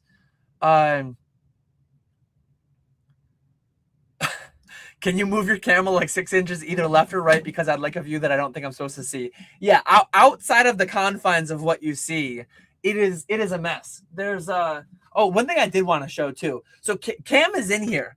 Cam is in here. Actually, I should have done this when Cam was in here and Pokey Lawyer Dave was in here. So years ago, I used to watch a podcast. The podcast in the background had a little LED sign that said "Never Punished." I believe it was called the Never Punished podcast. I can't really remember. I can't really remember who was on that podcast, but they said "Never Punished." And you know what? I submitted recently, I think it was 30 or 40 Ancient Muse sealed cards. I graded the cello packs. All I got were PSA 7s and 8s. I believe I'm about to be punished. Ironically, I might not be because I bought them for like 100 a piece, and now the Ancient Muse up to 150. So I probably will still have made money. I'm doing like a call out, and it's a very bad call out because I probably still like will break even or make slightly amount of money. But I got destroyed. I got destroyed on this submission. I don't know how they grade these things, but apparently these are all 7 and 8s. I went through like a couple hundred Ancient Muse, and I picked out the cleanest cello packs, and I got punished, I think. But punishment and a boom, you break even. It's wild out here. Let me make sure I'm going to keep starring things. Thank you for putting question in front. What's the sermon on tonight, boys? Yeah, euphemism is maybe what I was looking for.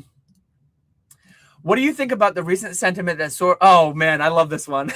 I texted Alex earlier today. So I had 5 people. I had 5 people today, which for me is a lot. This is probably a reply from Alex, actually. Maybe it's not. No, Alex hasn't replied to my DM yet. Let me read this because it's from my wife. Maybe there's something I need to do. Replied to the wife as I should. But so I texted Alex earlier because in a normal week, I might get 5 or 10 collection offers, and they'll be modern, and they'll be slabs, and there'll be maybe a Metazoo one here or there. They'll be all over the place. But today, just today, for me, this is a lot. I had 5 people message me their collector apps that were primarily Sword Shield or their or TCG player list or whatever it was. And I'm definitely going to offer. I'm going to buy on some. I'm not afraid. But what do you think about the recent sentiment that SV era booster boxes are going to surpass the booster box prices of most Sword Shield booster boxes? Alex talked about this recently, saying most of the good SV booster boxes will pass Sword Shield. Some probably will. Some probably won't. Very Dan on the fence. I don't really know, but it would be case by case. If you give me, Dan, and this is literally something I answer every day, every week. Dan, would you put 10K into Evolving Skies or 10K into Temporal Forces? Well, if the collections are in my inboxes, in my inbox, I'm gonna kind of navigate. But this is one of those things. It goes in hand with what the last question just was. I forget who asked it, but there's a short. And it's funny, like Alex does have an effect on the market to some extent, because maybe it just so happened that he made that video and then the Sword Shield collections offered in my inbox. But I think at least half of those people in my inbox, at least 3 of the 5, were probably somehow pushed a little bit by, and that's scary. It's scary that people can hear one guy, and I think Alex has made a lot of great calls, and I agree with him on a lot of things. But do I overall, like if I had to, Dan, you're only allowed, I'm trying to build a hypothetical here that I can answer. Dan, you're only allowed to put 50K into Sword Shield or Scarlet Violet. Where would I put it? I would put it in Sword Shield. So I generally disagree with Alex, I guess, but it's not even that deep, because like I have more Scarlet Violet than Sword Shield, so that's why I would pick Sword Shield. I don't know. I think it's truly a coin flip. It's not a coin flip. I would lean a little bit more Sword Shield being better, but I'm open to being wrong. I just would rather equilibrate my holdings a little bit more, if that makes sense. So one thing going back. Today, and maybe it lasts for a day or two. Actually, I listened to a Pokey Profit video recently. He said he thinks and who else too? Pokey Plumber, Pokey Profit, Pokey Plumber. They're kind of like, hey, I think Sword Shield's actually going to do better. And maybe they were like soft responses towards Alex. I don't really know. But I probably today, tomorrow, the next day, this week, I potentially have an opportunity to buy Sword Shield for cheaper than I would have otherwise done. So I promise I didn't plant that video on Alex. This is not tinfoil hat. Believe me or don't believe me. But one thing I will say, if you're one of those 5 who DM'd me, who emailed me, make sure you're making the decision yourself. Again, I think Alex has been right on a lot. I think he'll be right on a lot in the future. I agree with him on a lot of things. But like he would say this too. Don't sell or buy solely based on what he says. Don't sell or buy solely based on what I say. But I think the fact of the matter is that I'm probably going to be able to buy some Sword Shield that I wouldn't have been able to buy otherwise because he kind of poo-pooed on it. And that's scary. Like, have your own convictions, have your own thoughts. And one thing I will say, if he gave a compelling argument that you took into your head and the neurons were firing and you agreed ultimately, if you were swayed, that's one thing. But some people, they just hear YouTuber man with lots of money, lots of products said this, so I blindly follow. That's where it gets scary to me. Own your decisions. Own your investment decisions. And Alex would stand by that too. So but yeah, if I get the opportunity to buy some Sword Shield for cheaper because a video was made, and I'm gonna buy it. Evolving Skies, case reseals, all that stuff. That stuff kind of is scary, but I think that's part of it too. Give it a few years, that'll apply to Scarlet Violet as well. Scammer's gonna scam. It sucks, but it is what it is. Yeah, that's my rant ramble on all that stuff. Outside of Evolving, Fusion, and LO. So outside of Evolving, Fusion, and LO, I would rather buy more Sword Shield today. And I will because of that video. I have the opportunity to buy more Sword Shield literally because of that video. Can you talk a little bit about Shadowless base set? Will it ever match first edition or get close? Isn't it pretty rare and low print? I make the meme that like Shadowless is the true first edition because first edition had to be printed as Shadowless first and then it was stamped, if I understand correctly the way that it works, the production. But no, like collectors, even though it's kind of like even if it can be nonsensical, collectors really kind of love that first edition stamp more than I think they need to. I guess pushback against my own statement. There are some like niche Japanese unlimited cards that are way more scarce than first edition that do garner premiums. But the amount of education there. Funny thing, Steins. There are some beer Steins where these ones are not. These ones are in the days before the first edition, the whole artificial thing that collectors love, that first edition stamp. But there's some interesting arbitrage around first edition and not first edition in the Stein world. There's some times where there's just like a stupid premium on because it says first edition, and there's actually like a more scarce thing that's maybe even older that doesn't say first edition that's worth less because it doesn't have the word. So there could be a day where Shadowless could be worth more than first edition. Actually, Shadowless Chansey might already be. There might already be some instances of card for card, one Shadowless being worth more because of its lower pop, scarcity, and all that. But do I think wholesale all Shadowless would be worth more than all first edition? Probably not. But someday it could theoretically be. Again, I'm not like heavily pushed into either one. How's that Verizon phone debt treating you, Dan? I've got like 20 more months to go or 18 more months to go. $1.66 a month. It's tough, but I'm surviving. And actually, here was Cam. I thought this was a question for me because I saw the question mark. But the only explanation I would give is like the pops. So I think it was like Andre Jick a couple years ago, 5 years ago, in the boom. He bought like a Shadowless set, and I think some people have the sentiment that like, hey, the pops are lower, it looks cleaner. And this is one thing I'll add too. I like Shadowless look. Give me two. Give me a Shadowless card next to a first edition card. Same card. The Shadowless looks cleaner. In my opinion, the Shadowless looks cleaner. The Shadowless looks nicer. I promise you I'm not pumping anything. I have a PSA 8 Shadowless Charizard that I pulled in Vegas that I never intend to sell. It'll ultimately be sold someday if I ever had to, or whenever I pass and whoever inherited it, they'll probably just dump it.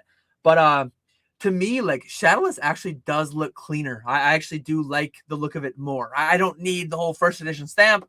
But that said, for like where the first edition stamp exists, I would rather have it because I know, like, collectors, the market, the way they are with things. I generally always have been a first edition guy, but where Shadowless exists, like, I actually do like Shadowless. Will you be making any graded plays this year or just sourcing for margin? I'm always doing both. I'm always sourcing for grading plays. I'm always stocking the live streams. Most of my grading plays this year, 90+% of my grading plays are as passive as grading gets. I source en masse. I grade mostly through CGC and grade through. I source mostly all over the place, and I grade through CGC Fanatics because it has the least touch points. As Retro said on a recent live stream, minimize the touching of the widgets. That is something that I focus on heavily. For taxes, protection against being audited. Oh, that was asked twice. I got to that already. What do you consider S tier if things like crystals and gold stars are only A tier? Base set first edition. I'm a Kanto kid. Base set first edition is where it started. This is something I will always disclose if I have bias, if I have holdings, and it's always an interesting conversation. Am I pumping something because I'm holding it, or am I speaking highly of something that I simultaneously hold because I think it's undervalued? So publicly, a couple weeks ago, I bought on Golden's block, I bought some trophy Pikachus. I think those things are S tier. Relative to I bought 2 trophy Pikachus that were won by the world champion at the video game tournament, at the Pokemon TCG tournament. 6 awarded in the world for that year for that place. I think those things are S tier. I'm not pumping my bags. Someday I will sell those. So full disclosure, I own 2 trophy Pikachus. I put those in S tier. I'm not saying they're S tier because I own them to try to pump them, to try to dump them.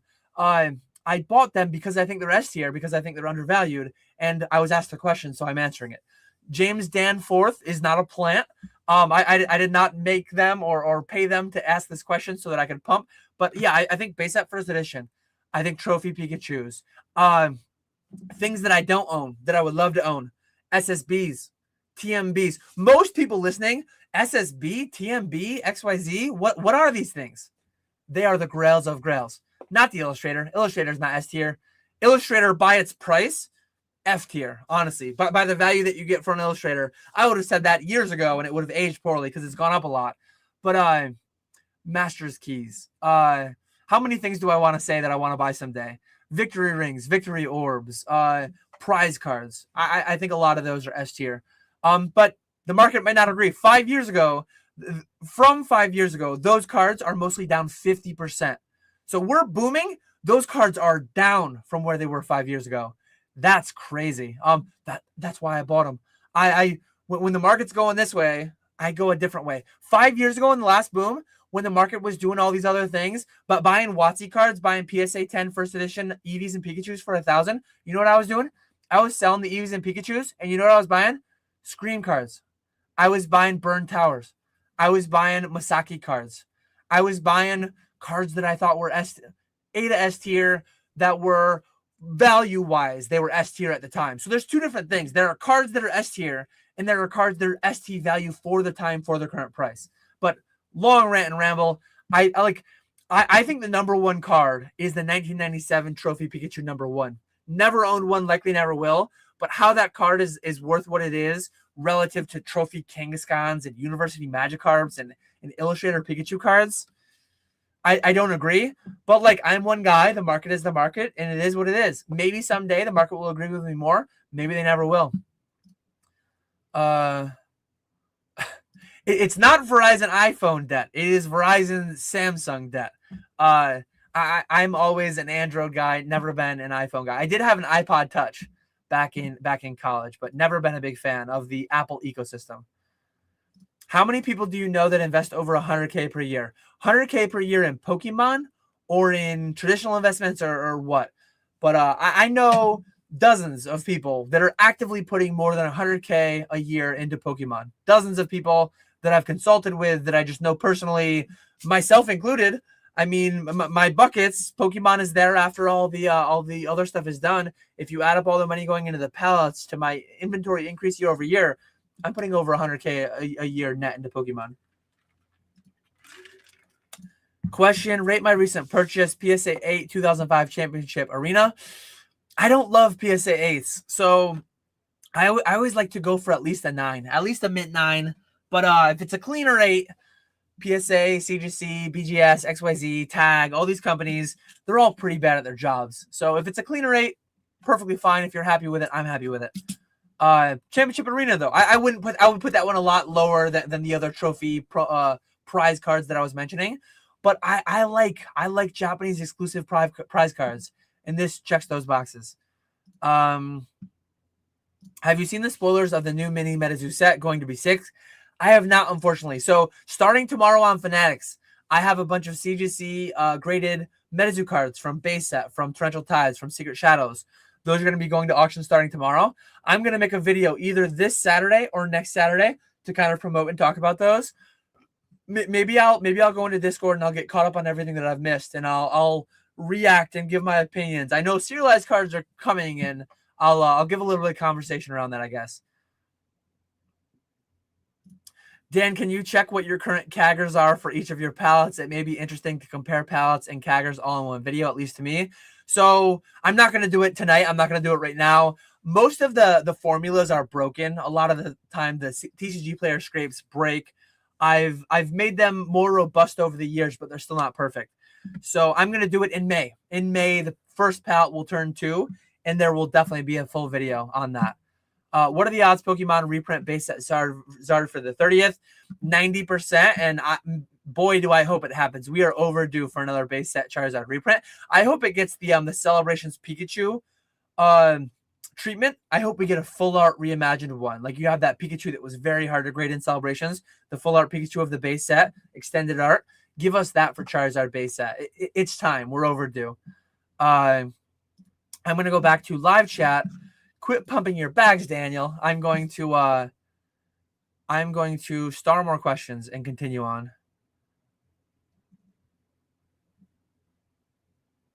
Top Gear's Gear just sold CS2 skins to buy more cardboard. Not something I ever got into. I played a little bit of Counter-Strike back in college.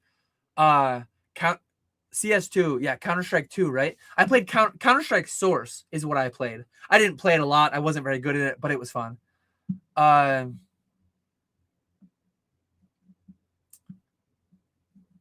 Let's see. It is funny. I'm going to take this one that's closer to the bottom of the chat. My bad for not getting a hold of you when I said I would, man. I looked up a lot of prices for my Steins I inherited, and they're just worth more to me nostalgia-wise. So the only Steins I know are Utica Club Steins, Schultz and Dooley Steins. It's funny. I occasionally get people emailing me, DMing me on Instagram.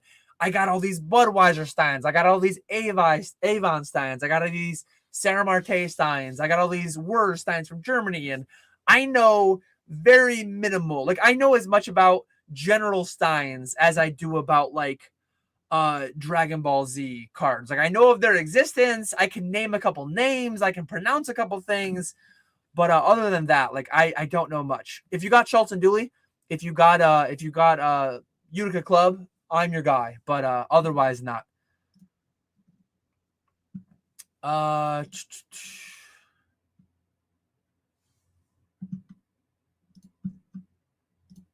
I am starting more things, and then I am going back to my backlog.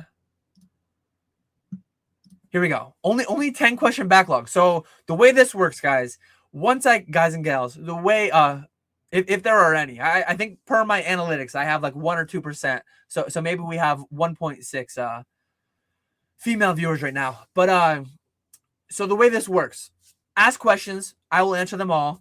Once I get to the bottom of chat, I end. If that's an hour and a half in, if that's 3.5 hours in, once I catch up with chat, I will end. So yeah, ask your questions. I have 10 in the backlog currently. Do you think Pokemon will end up doing manga rares like One Piece? Again, I know a little bit about One Piece. I know of the existence of One Piece manga rares, but like, I don't know entirely what that means. Aren't they like red? Like, what makes a manga rare a manga rare? Can Pokemon have manga rares? I don't know. So yeah, I'm gonna say I have no clue because I don't fully know what mega rares are. They're very hard to pull. They're worth a lot of money, but what would the equivalent be for Pokemon, and can that be done? Are my questions. Be real. How long do you spend lining up and conditioning that beard? We know you like to play it off as it's just naturally that nice, but we know it's real work. I'm assuming this is a meme question. I generally do nothing. I use so the product that I use is it Suave? Is that what I use? It's hair and body wash for men. Yes. It's sold at Walmart. It's Suave 3-in-1 shampoo, conditioner, body wash. And it gets used everywhere. So that is all that's used. There's no waxes or no any of that stuff going on. I always answer it this way. It's funny. I went to the dentist the other day. My dentist appointment is tomorrow. My kids were on Tuesday. My kid's dentist was like, "Oh, nice beard." And the amount of times randomly people will just say "nice beard" is kind of funny and kind of interesting. But I've had people in public like, "Oh, literally on it, like, what do you use in your beard?" It's like I have this and I do this because I want to do less.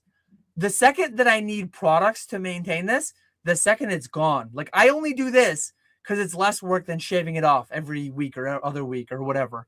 But the weather's warming up. The last couple of days in New York, it's been 65.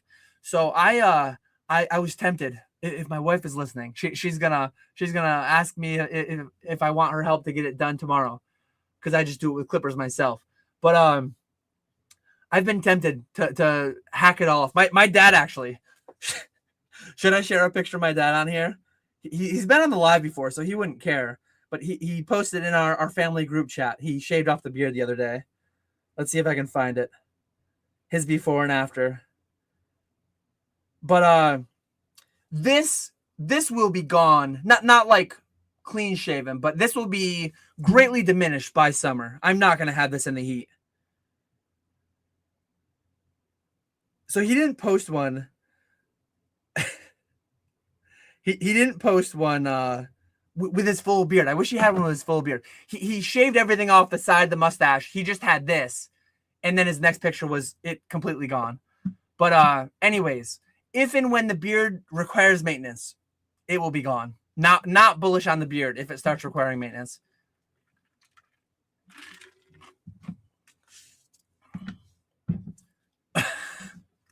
How does this bright of a man, former engineer, visualize his data with a pie chart? Stacked horizontal bar chart is for Chads.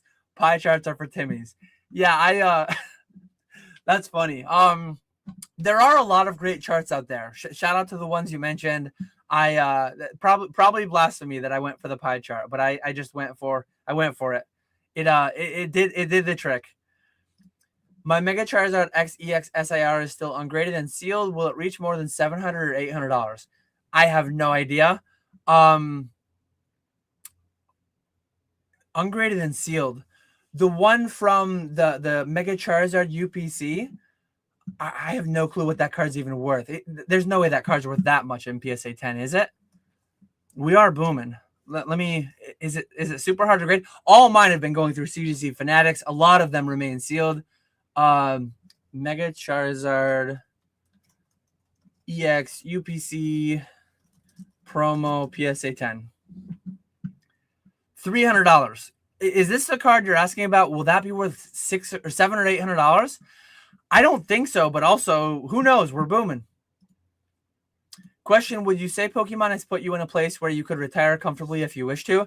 If I sold everything, it would be a big tax bill. So the year that I sold everything, if I sold everything tomorrow, I would owe over 50%. Like, I would owe 50% taxes between federal, between state, all that stuff. Nearly 50% taxes. So if I liquidated everything and put it into a brokerage account, it would be close. It would be close. But I'm trying to get FI solely from 401ks and IRAs. I'm trying to get my number in there. And my My Coast Fire number is already surpassed. A video will come on that front. But I never plan on retiring, sitting on a beach, being on a golf course, and not doing anything. I've mentioned this before too. My kids are in school for the next 10 years.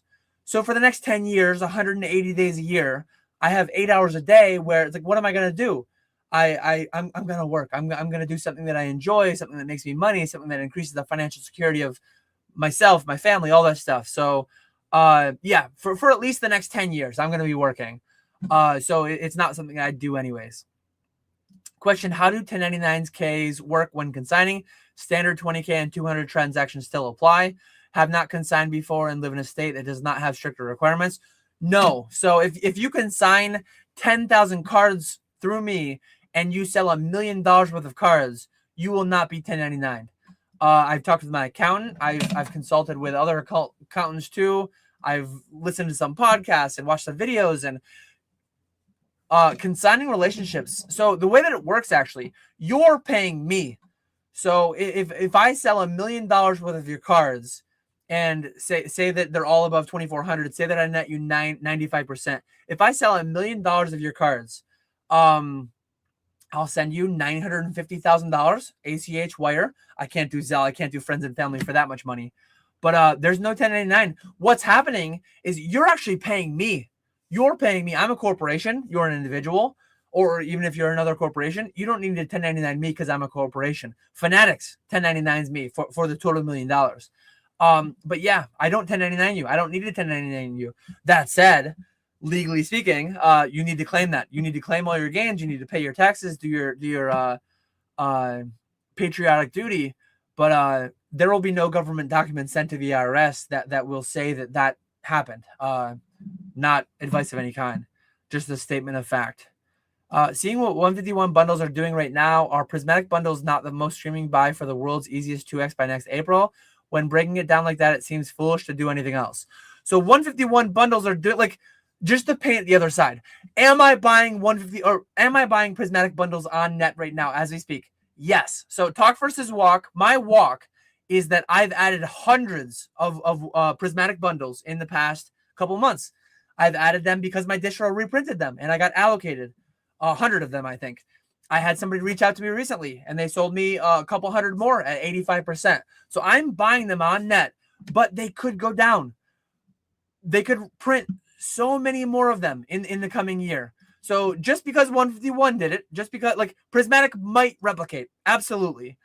More likely than not, I think it will to some extent, but it doesn't have to by any stretch of the imagination. It does not have to.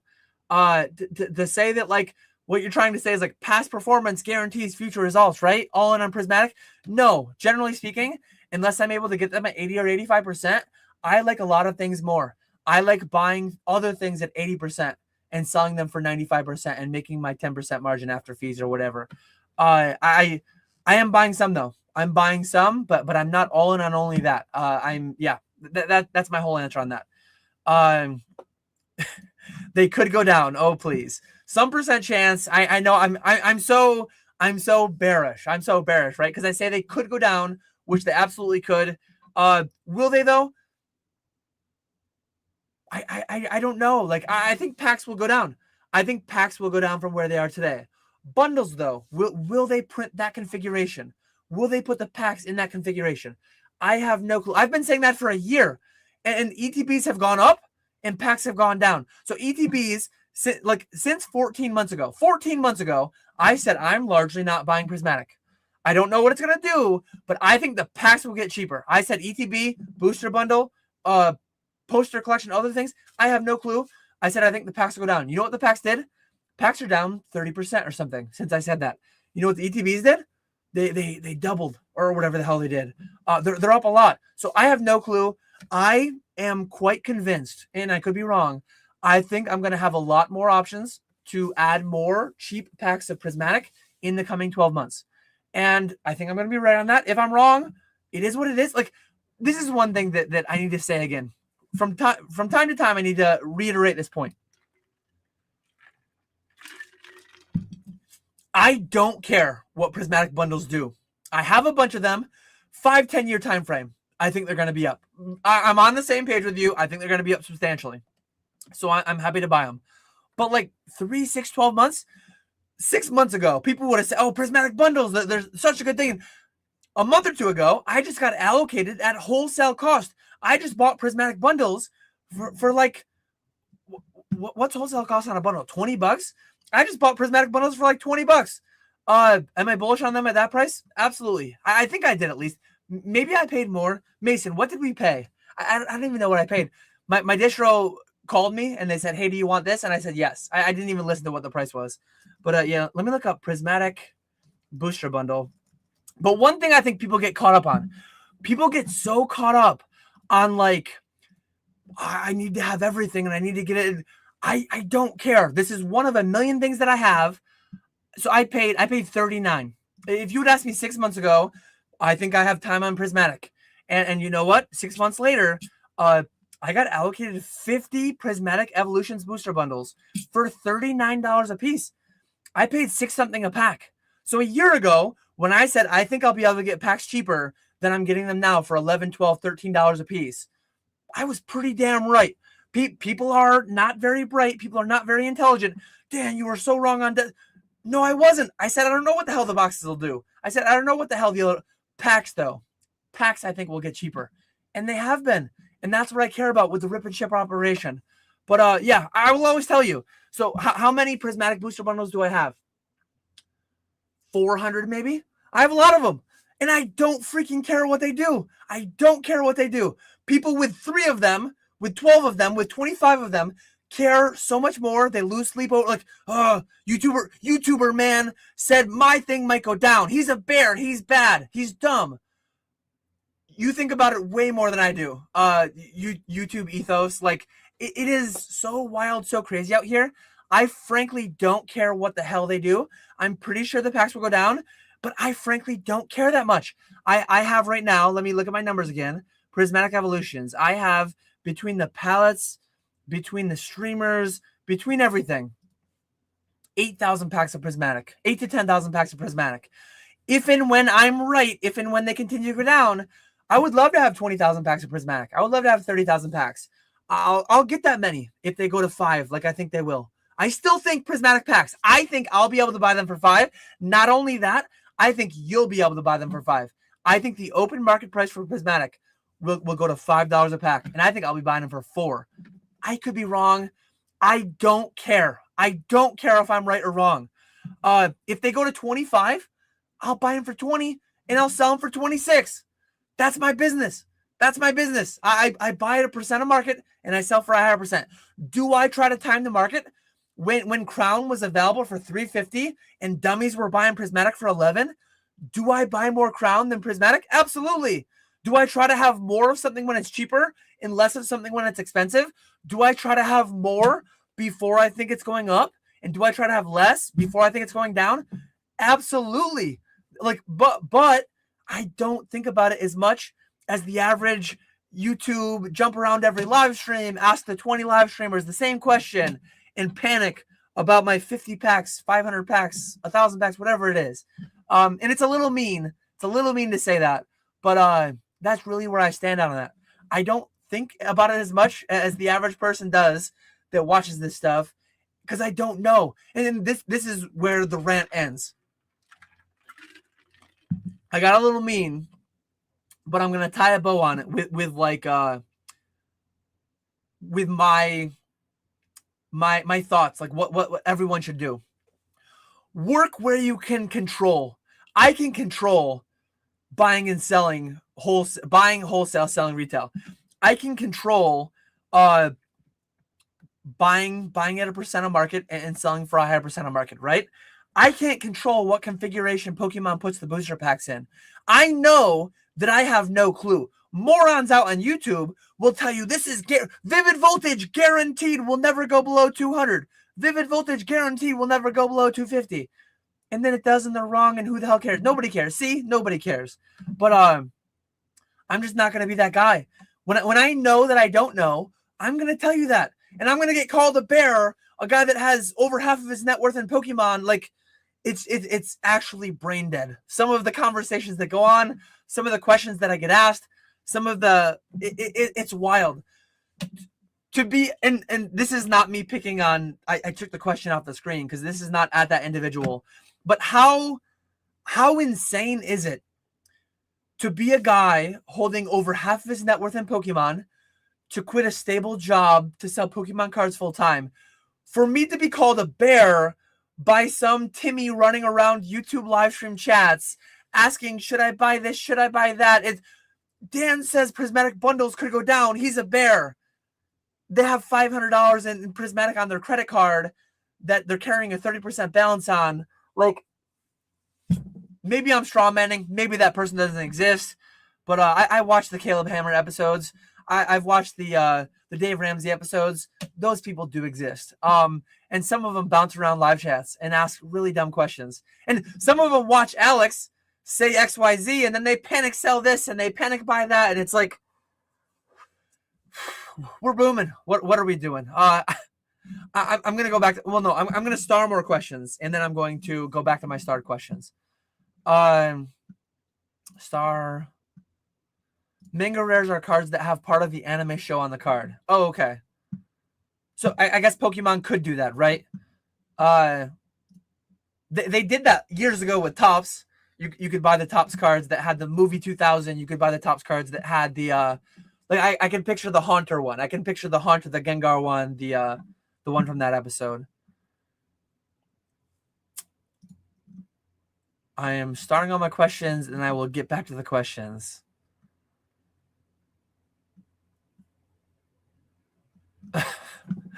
Oh, man. Could go down in Pokemon investment equivalent of allegedly. Okay, starting.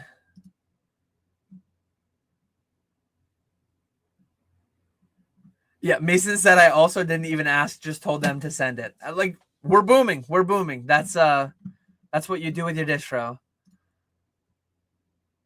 Dan, you can pay my retainer in bundles. Hopefully I never need your services, but we'll see. How much space does 8K to 20K in packs take? So a 4-row, people probably know 5-row. 5 rows, monster boxes hold 530 packs.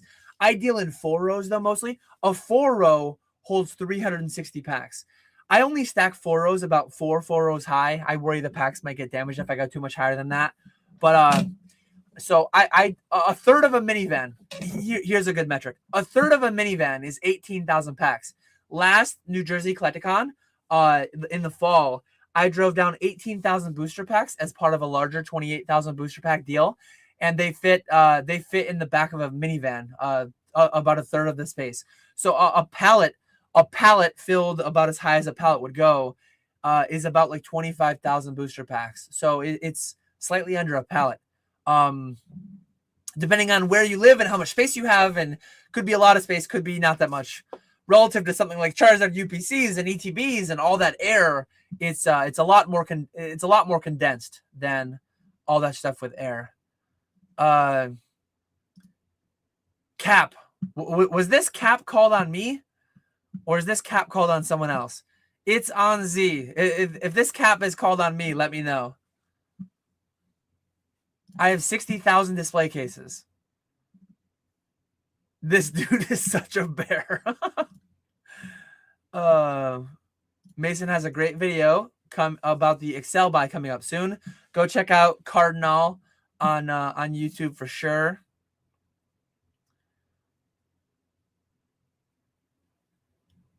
I am trying to star everything.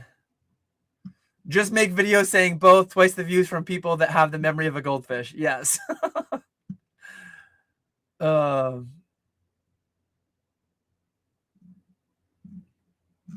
Yeah, and I'm not trying to say that to be mean. I will share a look into Dan 15 years ago.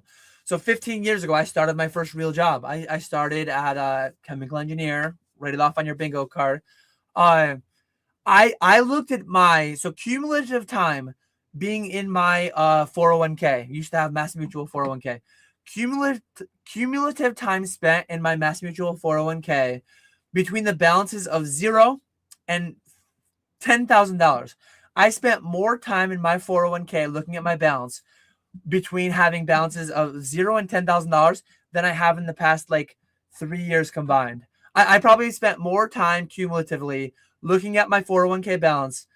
I used to have it on my desktop. I used to log into my computer at work, and I had a ticker like, here's the Dow, here's the S&P. Occasionally I check them once every, and I see them. I see them in Discord. I see them in YouTube, whatever.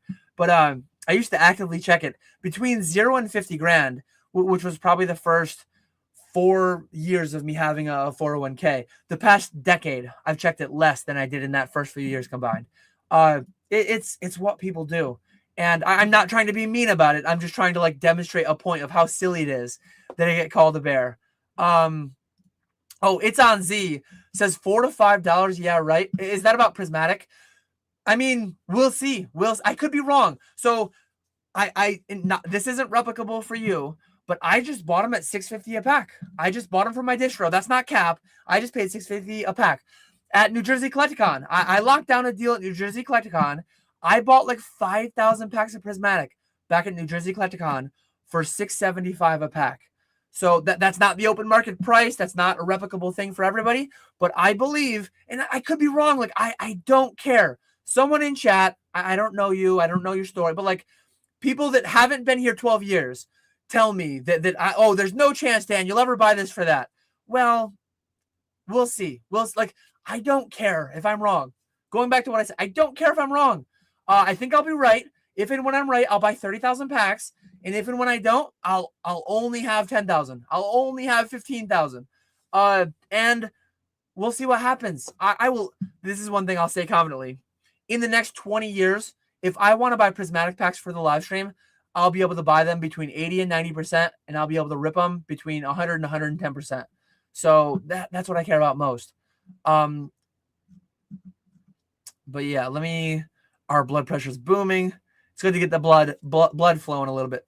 I don't get enough cardio. So this is my close enough to cardio.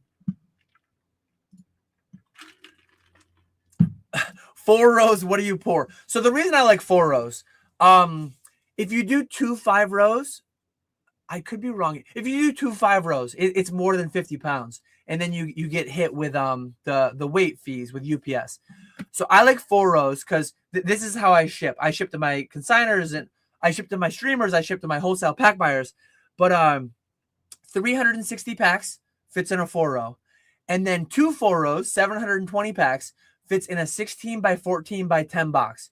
You only need a little bit of packing paper in there, depending on the manufacturer. Some 16 by 14 10 boxes are ID, some are OD. There's always a little bit of variance in the production of it. But 720, it's super clean. I can ship them nice and easy. That's how PK and Ponga store their packs at their places. 4 rows are just clean and easy in that regard. So that's why I do it. Yeah. It's on Z, says I have 60,000 display cases, half prismatic and half 151. Could be real. Probably not real, but could be real. I'll be making a video on PSA's terms after I finish my trial this week. If I don't claw my eyes out first, I don't like my odds. Good luck. Good luck with the trials.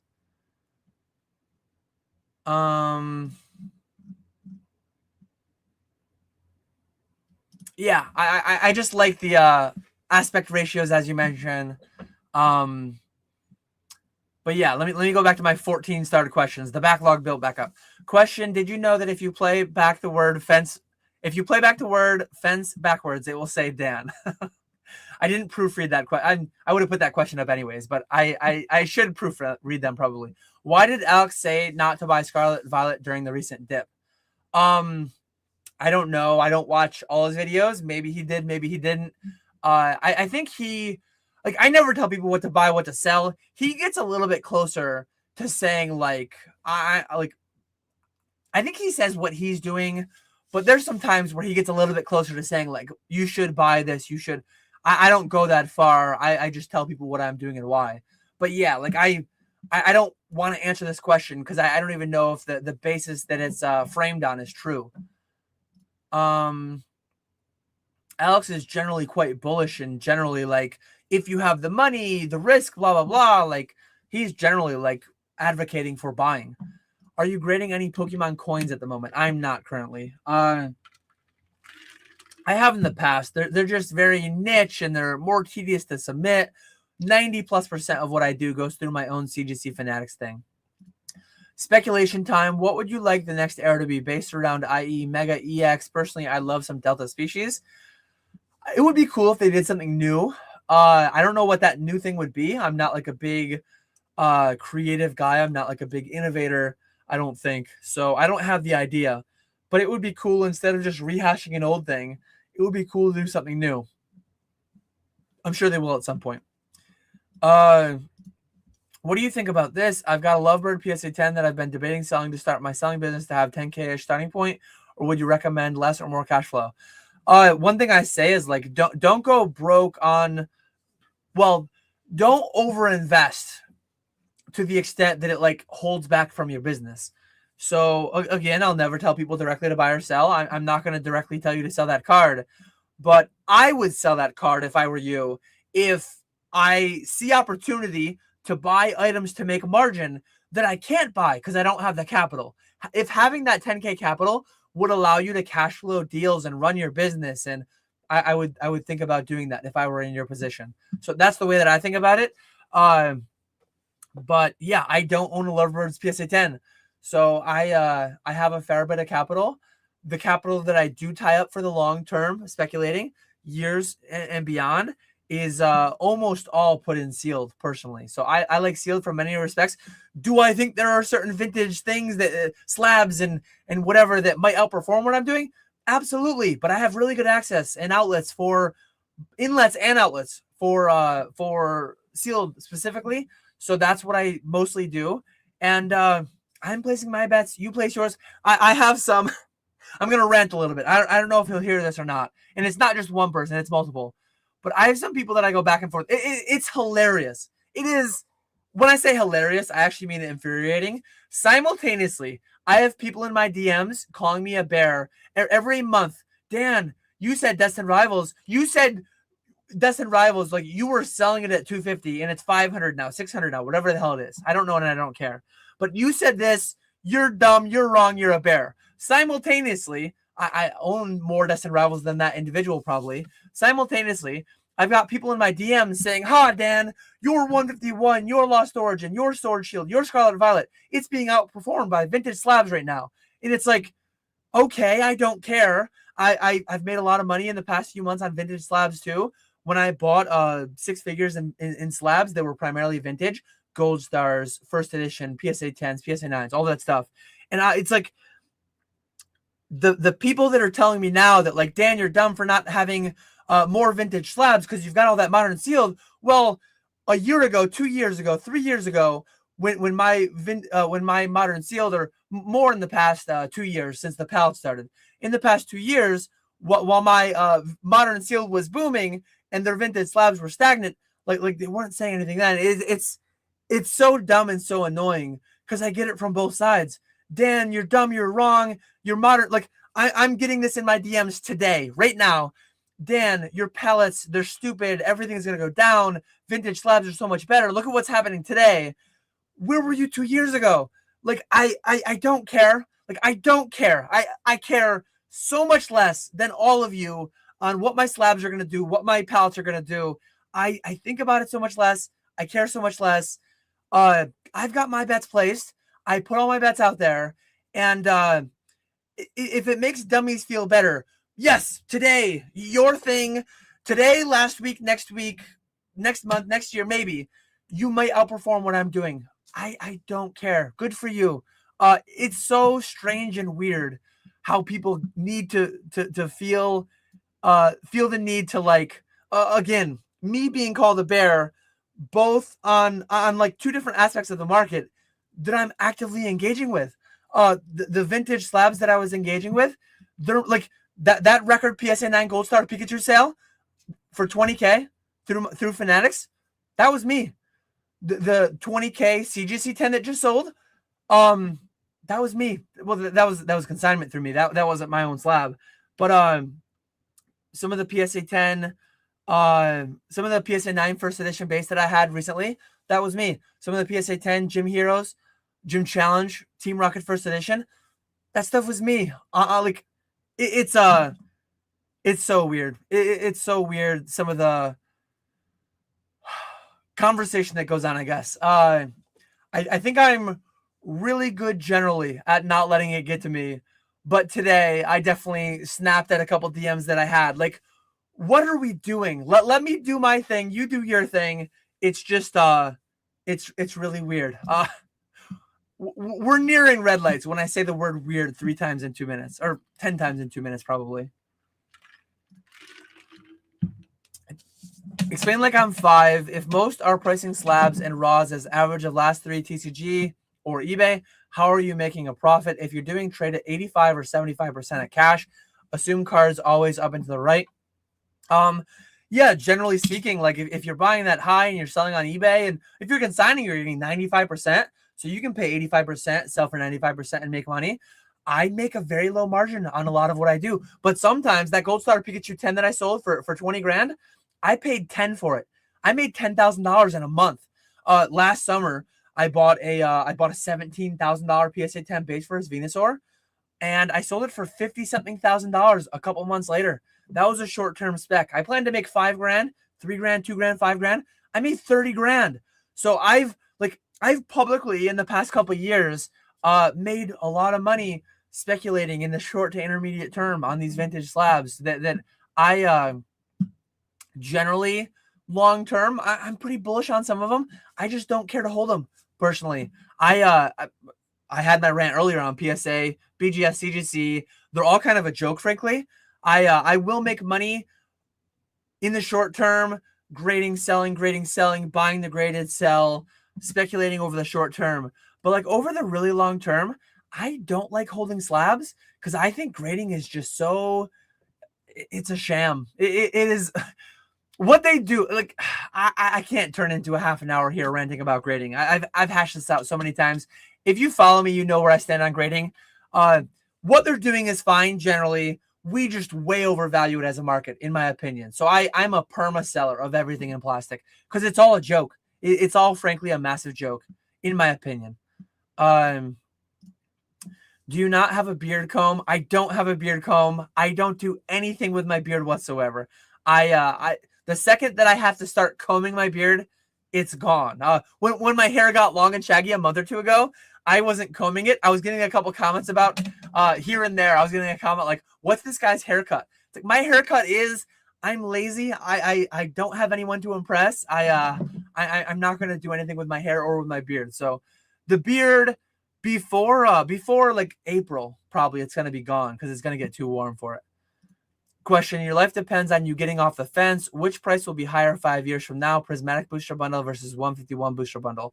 I'm going to say 151. I'm a Kanto guy. I'm very biased. But I could be wrong, and I don't care. Like, I'm going to have some amount of both. I could be wrong. If my life depended on it, I would think harder than I just did. But I think 151, but I'm holding that like 51 to 49. If I spent an hour thinking about it, evolutions versus Charizard and Kanto, and I don't know. 51%, 151. Which is worth more in 15 years, an ETB of Prismatic or Ascended Heroes? I would lean towards Prismatic, but like I thought for 5 seconds about it. I don't care. I'm going to have some of both. I might have a fair bit of both. Like today, as I speak, as I answer that, I have 6 ETB cases of Prismatic, I believe. Maybe I have more, maybe I have less. I think I have 6. And I have like 12 ETB cases of Ascended. So I picked the one that I have less of. And I could be wrong, and I don't care. I genuinely think these lives are some of the most helpful chats people in this hobby that we all love can listen to. Tax talk, family talk. It's real and it's all helpful. Thank you for these, Dan. Not a question, but I had to highlight that one. I appreciate the Dan show there. We need a bi-weekly sell them all collectibles, Dan, versus bull guest debate. Can't have this as a solo sermon strawman weekly special. I mentioned I'm now weekly. I'm terrible at doing it, but like I need to start getting guests on here. At some point, I want to get to where every other week I have a guest on here. It's just kind of a lot. Like not to get into my whole, like I'm very consistent on YouTube. For years, I have done my video at 1 p.m. every Monday. For 5 years. Actually, a few weeks from now is my 5-year anniversary on YouTube. I have not missed an intended upload schedule. For a time while I had a full-time job, I was doing 2 or 3 videos a week. For like I've been doing a live a week, a live every other week, whatever my schedule was at the time, I've hit it. I'm doing a little bit of Dan Pump myself. That kind of consistency is not easy. It is difficult. A lot of people miss an upload here or there. A lot of people miss 6 months. They miss a year. They come back. This last couple of weeks has been hectic. Not even anything crazy, but like a couple minor. Daughter's been a little bit sick. Tonight she was just finally. Last week she didn't have pneumonia. She didn't have this. She didn't have that. Apparently tonight she went to the urgent care. My wife took her. The dog ate a grape, and we were trying to get her to throw up. And it's like, do we take her to the vet? Do we take her to all the like a lot of hectic things? I could have very easily canceled my live tonight, but at some point I want to have guests on. All this rant to say, at some point I want to have guests on, but it's harder. Doing it myself is a little bit easier, but it's definitely harder to have guests. I want to do it myself too, but I need to do things that are sustainable. I need to do things, and this is barely sustainable. This week, appointment to get my car inspection that I let lapse accidentally. My car inspection was due. Don't tell anyone. I was driving on the way to my car inspection with an out of date inspection. I hopefully the statute of limitation is like 1 day on that, because I just told on myself. But I had a car appointment. The kids both had dentist appointments. My dentist appointment is tomorrow. We have Poke Flips tomorrow. I had the live tonight. My daughter had to go to urgent care. Last week, she had to go to the doctor's. My dog has to go to the vet Friday. A million things. It's so easy to just skip the video. It's so easy to just skip all the things that I have going on this weekend. And I'm going to get that Monday video uploaded. I'm going to get the live done. But it's a lot. It's a lot. And I'm doing my best out here. But Timmy, I will get you your guess. I can't commit though. If I say it, I will do it. So I am not going to do it. I'm not going to say that I will guarantee guests every other week or whatever. I will try though. I will try. Did I hear the Pokemon Company bought Excel? If so, will they give Target way more than the others? Maybe. I do believe they bought Excel. I did hear that as well. But it'll be interesting. Stay tuned to Mason. Stay tuned to Mason. He's going to make a video on it. I'm excited for that. Dan, do you think they will reprint Destined Rivals ETBs? If I had to guess one way or the other, I would lean yes. But like I don't care. I have 0. So maybe I'm saying that because I'm panicking and I have none. I have no skin in the game. It's not that deep. I have none. I don't care. If they do, I'll buy them. If they don't, I'll buy them at 80-85% and I'll sell them. Yeah. And that's where I put my energy and effort into things that I can control. I can control making my YouTube videos. I can control updating my buy list. I can control buying at a fraction, selling at a higher fraction. So many people get stuck in analysis paralysis. So many people get stuck on things that they have no control over, that they have no clue, that their favorite PokeTuber guaranteed this will only go up. Buy now or regret it. I don't get lost in all that. I deal with where I know I can control. Still cheap. We booming still. Absolutely. Appreciate you, Kuyan Collectibles. I still don't know if I'm pronouncing that correctly. But appreciate the super chat. Jump into the front of the line. Question, you mentioned the consignee doesn't receive a 1099K, but instead you do. How do you report that to the government? Do you give any info about the consignee, like name, address, bank account info? No, I do not. So I asked my CPA this. They said that they've never heard of the IRS compelling someone to give any kind of information like that. So yeah, the only information I require, if you want to be paid out, PayPal friends and family, as long as your payments every week are under 10K, all I need is your PayPal friends and family. All I need is your Zelle. All I need is your ACH. So some consigners, the only information I have is like a PayPal friends and family. I used to do crypto payouts, but that got messy, so I don't do that anymore. But yeah, there's no, like, legally speaking, you have to declare all that.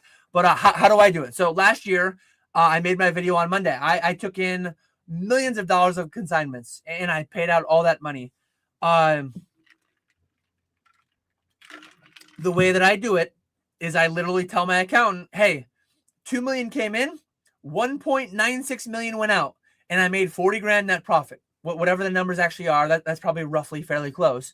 My margins on consignments are very low because Fanatics is doing most of the work. So I make 2% on 2 million. I make 40 grand net. 2 million comes in. Well, 2 million hits the 1099 from Fanatics. Fanatics takes whatever amount it is, and then the consignor gets whatever amount theirs is. I net 40K. So the way that the IRS sees it from me is there's 2 million coming in on the 1099, X amount goes to fees, Y amount goes to consignor payouts, and 40K is left over. That's what I pay my taxes on. Theoretically, the consignor is supposed to do their thing, and Fanatics does their thing, and they pay their taxes, and the consignor pays their taxes. Some consignors, I have 200 plus consignors. My one spreadsheet, I actually have them both open. So I will tell you exactly how many consignors I've had since I've done Fanatics consignment. I have, so CGC Fanatics, I have 96 consignors. Regular Fanatics consignment where you send me slabs and your slabs get sold, I have, it takes a second to load because it's such a big spreadsheet. I want to say, yeah, I have 174 consignors there. Some of them are the same people. Some people have regular consignments and CGC consignments. But I have 260 consignment spreadsheets. And 0 to 99s get generated from that. Mathematically speaking, with a high degree of certainty, some amount of those people are not paying their taxes. They're taking Zelle, they're taking ACH, they're taking Wire, they're taking PayPal Friends and Family. They're not getting a 1099. They're not declaring that to the IRS.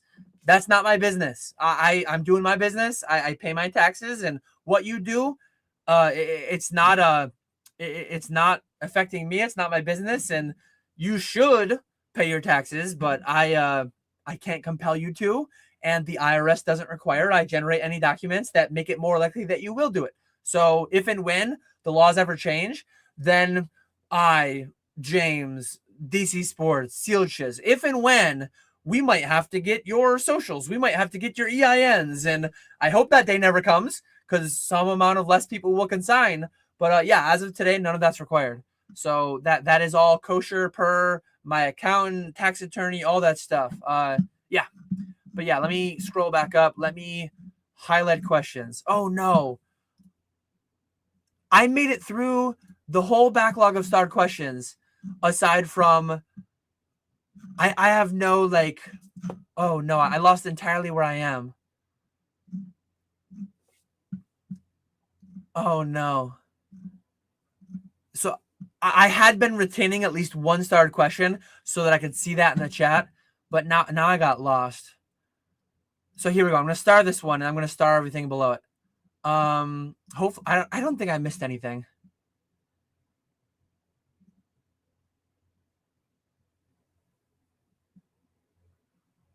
Okay, so I'm 17 minutes behind chat. I'm at 12 a.m. and I'm starring questions.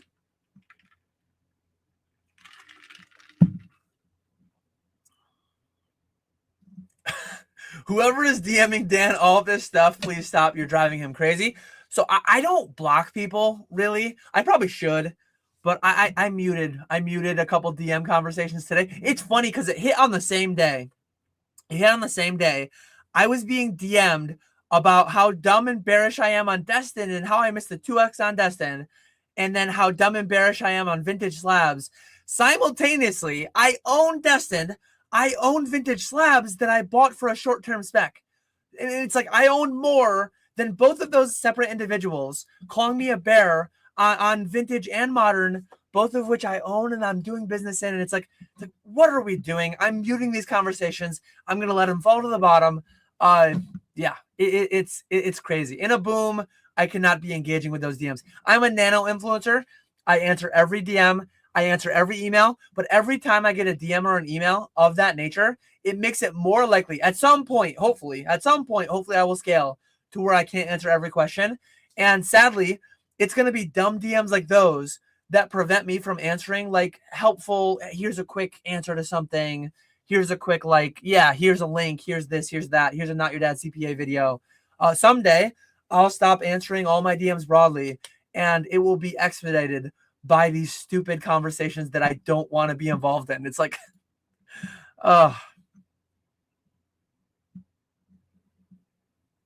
Okay, I'm going to start more questions, and I'm going to try to get caught up again. And whenever I get caught up, we're going to end.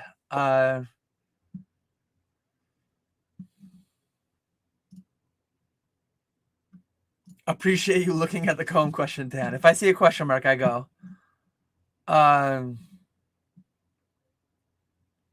Dan, question, what's going on over there?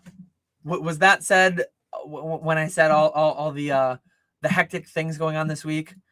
It's when it rains, it pours. It's been a hectic week with all different kinds of.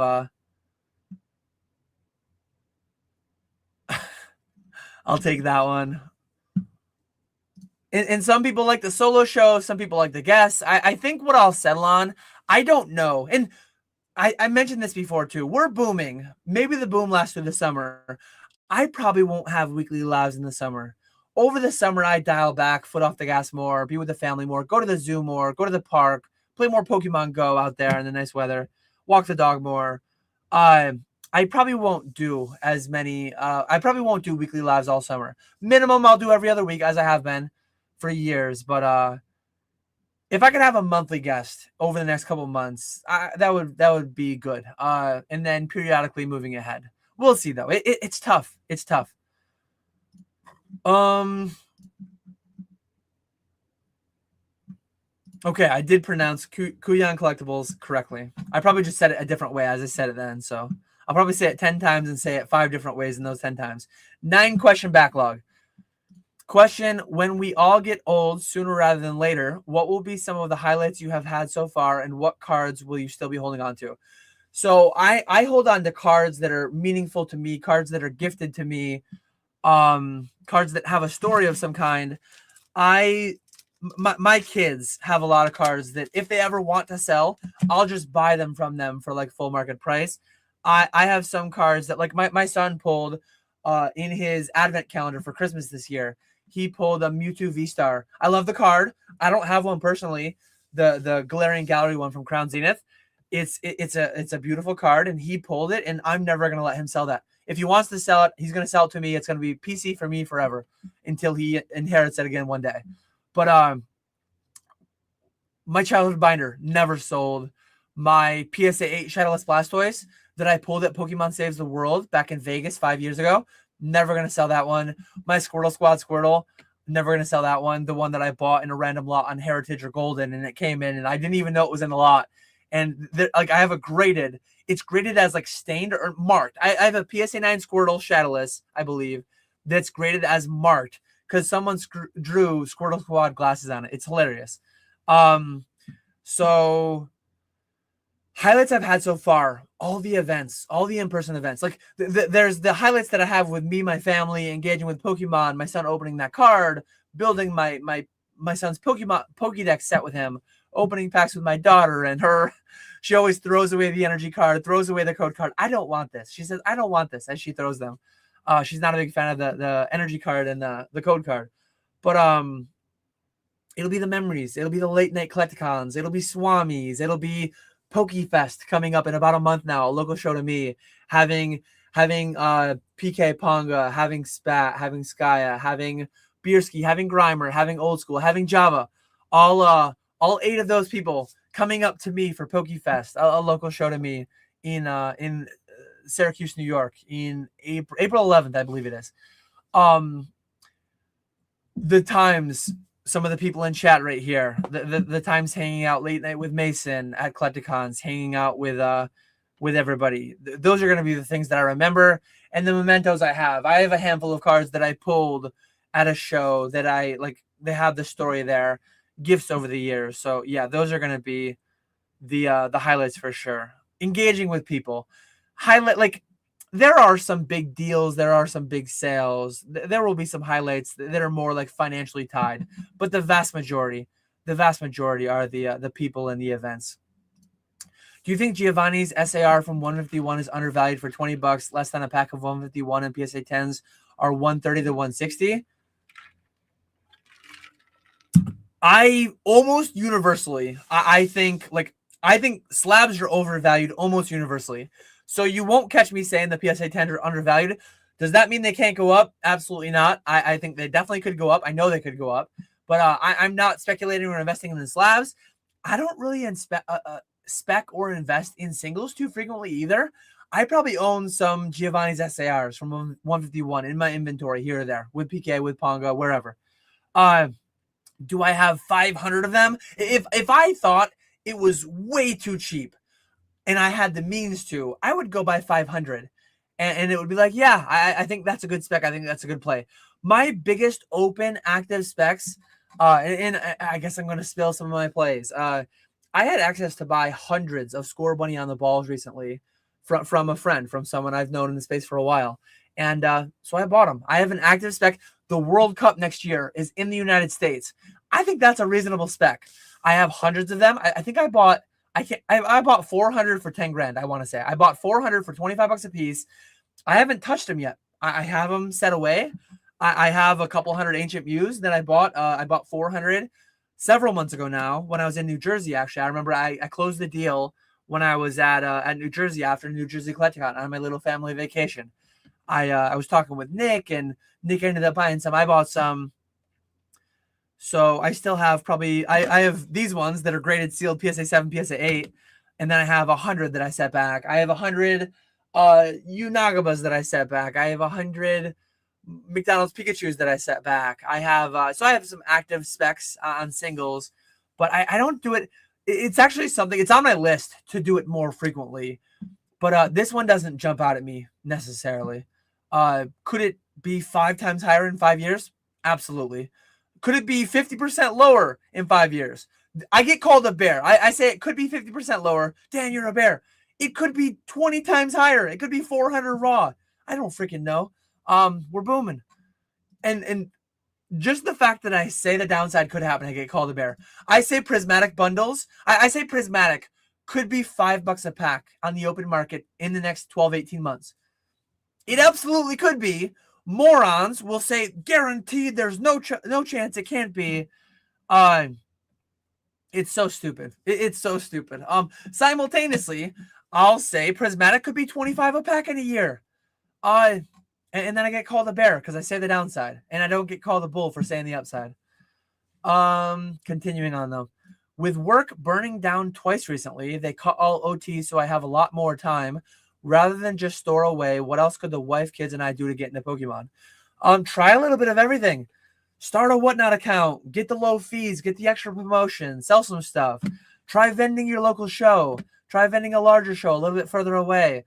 Open up a TCG player. Open up an eBay. Start an Instagram. Join a couple Discords. Start a YouTube channel. Document your journey. Shout out to like DJ's Poke Center. He's relatively newer in the space, and he's starting his business, and he's got a website.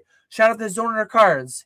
Shout out to he's got an operation going on. He's full time. People like that. People like seeing and experiencing your growth. And I wish this channel was 12 years old. Sadly, this channel is only 5 years old. I wish I captured what Collector Boy Dan was doing 12 years ago. I wish I captured my journey opening every booster box. I wish I captured my journey starting my business, getting more serious, getting more like business minded. But I started 5 years ago, and best time to plant a tree was 20 years ago. Second best time is today. Best time to try something. Do something. We're booming. Do something. As I said late in my video on Monday, do something. We're booming.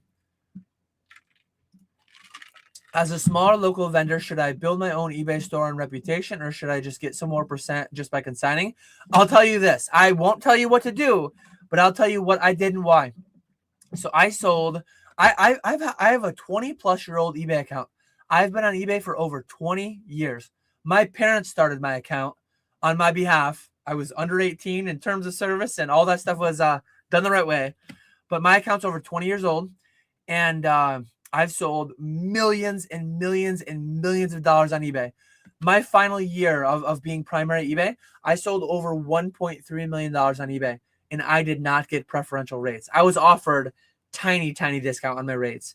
So what I'll tell you is, if you want to get preferential rates with eBay, you have to sell millions of dollars. Do the math. What's the cost on that? Do the math on what it costs you to do that versus just consigning with DC Sports, versus consigning with James.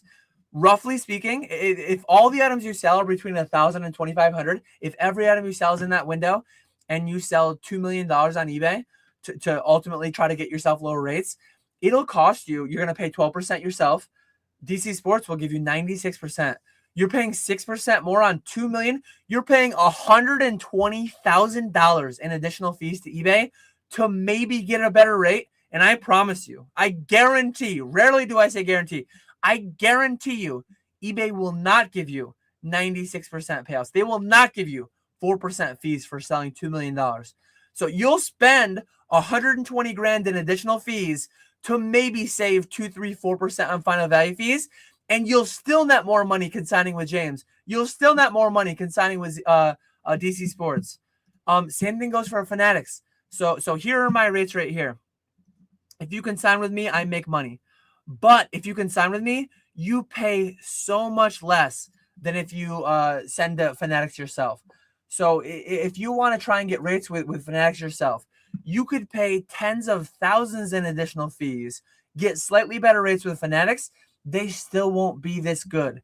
So do you want to spend hundreds of thousands of dollars in additional fees across years to build your brand?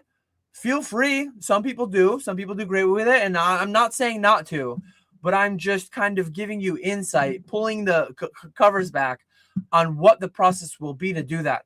My avenue, I've built the brand with Fanatics. So I have my rates there. With eBay, I could. I tried a long way towards it. But these days, I'm sending to DC Sports. I'm sending to Sealed Shits Consignments. I'm sending to Golden. Fanatics, I have the rates. That's the only place I have advantageous rates. So yeah, decide for yourself, but that's a little bit of ranting and rambling towards my thoughts on it. Why are so many Mewtwo cards so undervalued? He has so many amazing card arts and not that high of pops. Again, I largely disagree that any slabs are highly undervalued. I think slabs as a whole are drastically overvalued, in my opinion. That's why I don't speculate in them. I think grading is a joke, frankly. But the punchline is I make a lot of money using grading companies, so I use them. But investing in them over the long term, I can't stomach it. It's all gross. It's all yucky. Grading companies are just terrible at their jobs, and I don't trust them enough to invest in it long term. How has everyone just forgot about Shilstein? He should not get away with what he did. See, nobody cares. I still care. I will never buy from him again. I will never consign with him again. I will call him Voldemort every chance I get. I will thumbs down every time somebody posts in Discord. I'm going to puke emoji. I'm going to thumbs down. I don't like it. But yeah, PSA, the drama with the 9 to the 10, the buyback, and CGC grading the fake Alpha, Bravo, Delta, Echo, Foxtrot. I forgot Charlie in there. All these things get forgotten so quickly. The drama calendar, the hype, the drama, the people's goldfish like memories. The TikTok brains. It's the world we live in. It's the world we live in. It is what it is. I was thinking of vending on weekends because I love the hobby. Would you recommend I start with selling parts of my PC or buying a collection? How much dollars should I start with? This is the kind of question that, like, 12 years ago I started with $5,000. $5,000 was 10% of my net worth or something. My net worth was only like 50 grand, and $5,000 was like substantial. But that's so personal. You should start with $1 million. If you're a billionaire and you, like, if you're a decamillionaire and you have the money set aside, like, start with whatever works for you. I cannot remotely start to answer that. But like, what's your PC? Is your PC $50? Is it a card you pulled 25 years ago as a kid and you have a great memory with you and your dad, you and your grandpa, you and your neighbor? Probably don't sell your PC if it's that irreplaceable. But is your PC a Moonbryon? Is your PC a gray felt hat? Is your PC a black label poncho card that you, like, is $100,000? Like, all these things matter and nuance, and I can't answer that question remotely. Even if you answer all that stuff, I would tell you what I would do and why. But what I did 12 years ago, I started with $5,000. I didn't sell my PC. My PC at the time was my childhood cards. They had memories. They had nostalgia. I could have sold them and I could have gotten $150. And boy, am I sure glad I didn't, because they're worth thousands now. And they're worth way more than thousands to me personally, because they're my cards from when I was younger. It's the Charizard Santa got me when I was younger. It's the Venusaur that I traded for on the bus. It's the Blastoise that I pulled myself. It's cards that can't be replaced. So yeah. What's your biggest source for raw cards you personally grade? Not trying to spill all the sauce, but curious how much gradable stuff you get through collection buys in this market. So just this week, I went through a Sword Shield Master Set collection that I bought. A lot of those cards are being graded. A lot of the higher end, some of the higher end through PSA, some of the higher end potentially through BGS. A lot of the lower end is going through CGC Fanatics. But I'm buying $5,000, $10,000 in singles every week, probably raw singles. So I'm pre-grading, and I may have another independent contractor that joined the ranks recently. My sister, her employment changed. She comes over occasionally and she helps pre-grade cards. She helps do some different tasks. So my sister's doing a lot of my pre-grading now, and I get quite a bit. I occasionally, from time to time, I'll buy 500 Ancient Mews or 400 Ancient Mews. I'll buy 400 Score Bunnies on the ball.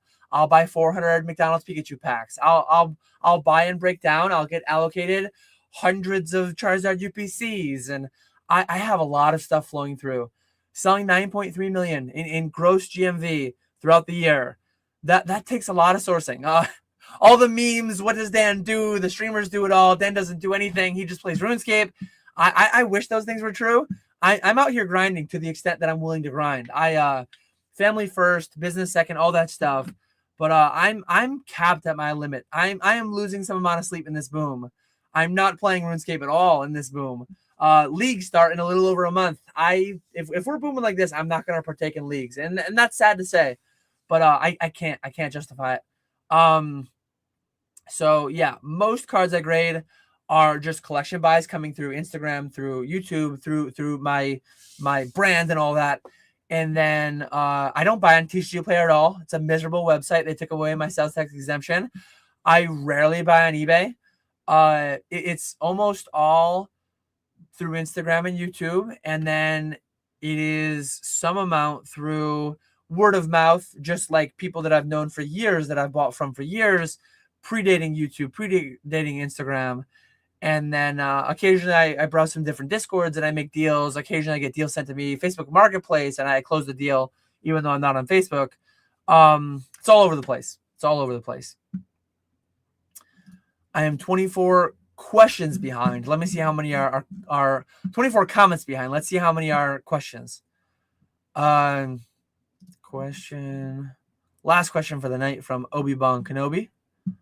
I will get to that one shortly. Yeah, and see, I'm not a salesman whatsoever. I know tons of people doing it themselves and crushing, and I know tons of people consigning and crushing. I largely consign. So I will tell you what I do and why, which I already did, but I will never tell people. Like, I run a consignment business, and I won't tell people to consign.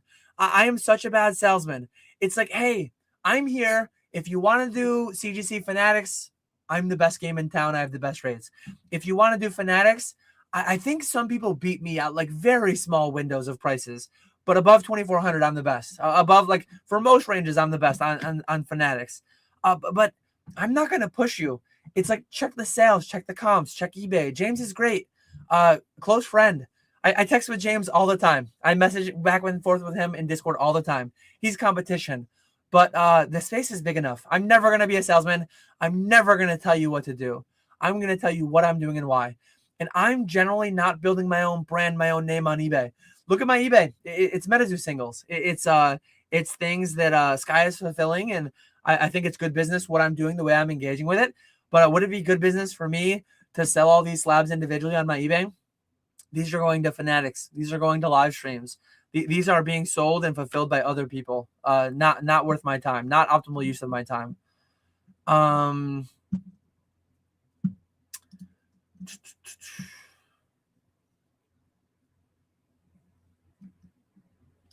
I am starting more questions, and then yeah, and I made a video. I gave links how to complain to the government, and I got a couple emails. Thank you for your complaint, blah blah blah. Nothing's probably going to come of it, but it is what it is. It is what it is. The hobby moves on. Link in my description is broken. Is it really? Which link in the description is broken? I'm gonna investigate right now. Clicking into my own live stream. One of the viewers is me. It's not real. Oh,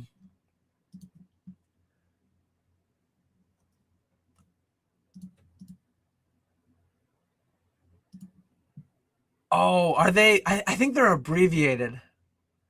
So DM me or email me. Go to my website. Go to my website and send me an email through the contact form. That's probably the best way immediately. But find me on Instagram. Find me on Discord. Find me at my email, catchemallcollectibles@gmail.com.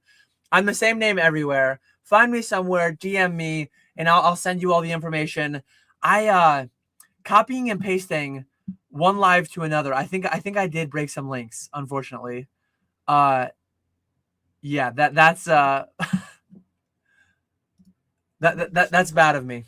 But that's how bad of a salesman I am. I don't even have functioning links for consigning with me. Missing context on Shilstein, company or person. Search my channel for Snipe, SNYPE, and you will get all the information you need on that. I don't care to go into it here tonight.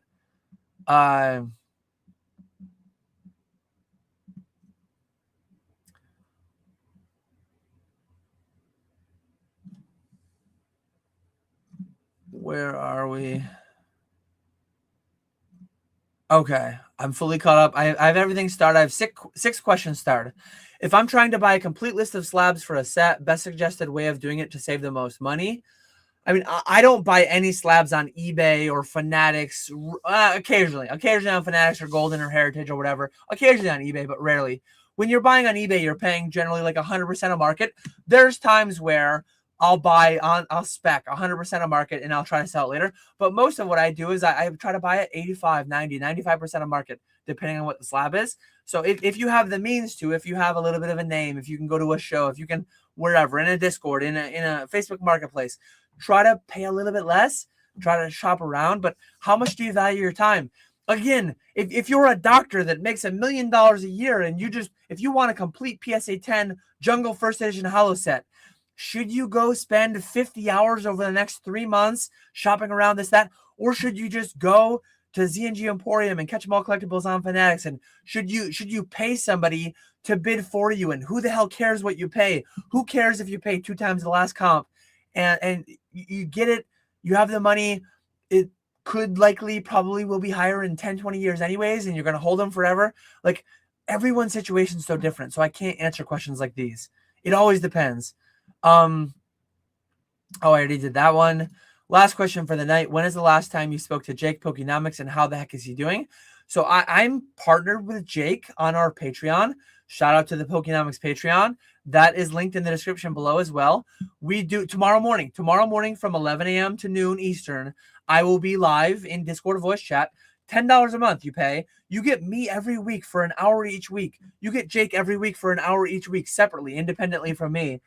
We call it an office hour. You come in, you ask questions, kind of like this Q&A, live Q&A on YouTube. It's a live Q&A in Discord. It's not recorded. It's not open to everybody. It's open only to the people in the paywall. $10 a month. But yeah, so I talk to Jake once a month. Additionally, to the office hours, we have a Zoom call once a month. We get into a Zoom call for 2 or 3 hours, and we talk about the market. We do a deep dive data thing on something or another. Market caps of cards, PSA populations, print runs, all different kinds of things. So I spoke to him last on February 28th, I believe, is the day that we did the thing. I'll shoot DMs to him here and there, but usually pre and post our monthly Zoom call. I'll have sometimes a multi-hour conversation pre and post our multi-hour Zoom call. But that's when I talk to him most. Occasionally, we'll have a phone call here and there, sometimes hour, 2 hour phone call. Sometimes he'll visit, sometimes I'll visit him. So I talk to him periodically, but I think the last time I talked to him at a little bit of length was February 28th, our last Zoom call. He's doing quite well. He runs a business. Mason was in here earlier. I don't know if he's still in here, but yeah, Mason is partnered with him on other ventures. I'm partnered with Jake on the Pokenomics Patreon. He's partnered with Jake on Cardinal Live and Cardinal, and Pokemon Wonder is there, and Chef is there, and Legend of Luke is there, and BB is there. Like, so many great people, so many friends in the space. He's crushing it in his live stream, his multiple business ventures in Pokemon. How do taxes work for the consignee at the end of the year when they're not actually selling anything and the consignor is? So if you consign with me and if you send me $20,000 worth of slabs that you paid cost basis, and I net out to you 100,000 in sales from the proceeds from those auctions, roughly the way that it works is you'd have $80,000 in net profit to report. You'd report the Zells, you'd report the ACHs, you'd report the friends and families, and you'd report 100,000 coming in, and you'd report off your cost basis of 20,000, and you'd pay taxes on your net 80K in gains. It's pretty simple. There's no 1099 to point to. There's no government document to point to, but it's very straightforward. If you were ever audited and the IRS pulled your bank records and pulled this and that and the other thing, whatever, you could be in big trouble for not reporting taxable gains on your investment speculations, whatever they are, inventory. So please report everything, pay your taxes. But like I have no way of knowing if you do. I have no way of checking, and the IRS has no way of knowing what I've paid to you in consignments. What is the next play in the world of geographical retail arbitrage? No idea. I've been a net seller to international folks. I've been a net buyer from them at various times in the space. As of right now, I'm not engaging too much with international folks right now. I don't think there's any big play. Sometimes I'm getting sold tons of loose packs of Destined and Surging and Journey and whatever, because they're way cheaper overseas than they are here. And sometimes they're buying tons from me. I've exported this year 10,000 plus packs at various times in 4 rows, shipped 720 at a time. But right now I haven't done that in a little bit. A few more questions that I need to catch up on, and we are probably wrapping up relatively soon. I'm going to lower. I don't want to do it right now. I might not even do it leading into the summer, but I'm going to lower the $5 punitive fee for sub 120. I'm probably going to make it like fairly lower. So I don't really need or care to get the volume right now, but that will go down. If you have hundreds of slabs, if you have 10 slabs, I'm not going to lower it. If you have hundreds of slabs, or if you have a recurring basis of slabs and you want to talk about lowering this $5 flat fee for sub 120, reach out. If it's one-off 10, 20, 50 slabs, I can't really do anything about it. But if you're going to send me 100 slabs a month in perpetuity, if you're going to send me 1,000 slabs all at once, I can lower that a lot. And I have in the past for people. What do you mean you had a sales tax exemption on TCG Player? How does someone do that? Go check out my videos in the past on the biggest mistake Pokemon businesses make, the biggest mistake Pokemon investors make. If you are operating as a business, if you're buying items intended for resale, you don't pay sales taxes on items intended for resale. The end consumer pays sales taxes. So I'm a business. I'm an S corp. I have an EIN. I have a certificate of authority, it's called in New York. I don't pay sales taxes on items intended for resale on eBay, on Amazon. Used to be on TCG Player, but they're a terrible website and they don't know how to run that. But yeah, it's very simple. Every state has some form of it. Only do it if you're a business, items intended for resale. You can't just do it because you don't want to pay sales taxes on personal consumption. Let's see. Yeah, and big old Chungus. Thank you, big old Chungus, for the assist in chat. How long did it take for PSA to grade your sealed Muse? Months. I don't know. I'm not a tracker checker. I'm not a tracker checker. I never know. Since you asked, though, I'm here. I can pull up my PSA and I can look. But we have a special channel in my private Discord, the paywall Discord, where I have that channel muted. If someone tags me in there, I get summoned in there and I go and I look, but I never am glad to be tagged in there. I don't look at the pizza tracker, I call it. It's crazy that people do, in my opinion. We're booming too hard. I don't know why people spend so much time looking at a pizza tracker when it doesn't speed up their submissions. I don't even know where to go to find it. Here, orders, value pack. Yes, value pack. So I graded 27 of them. All got PSA 7s and A's. and I sent them on September 29th, 2025. So it's been almost 6 months, over 5 months. Value pack is what I did them under.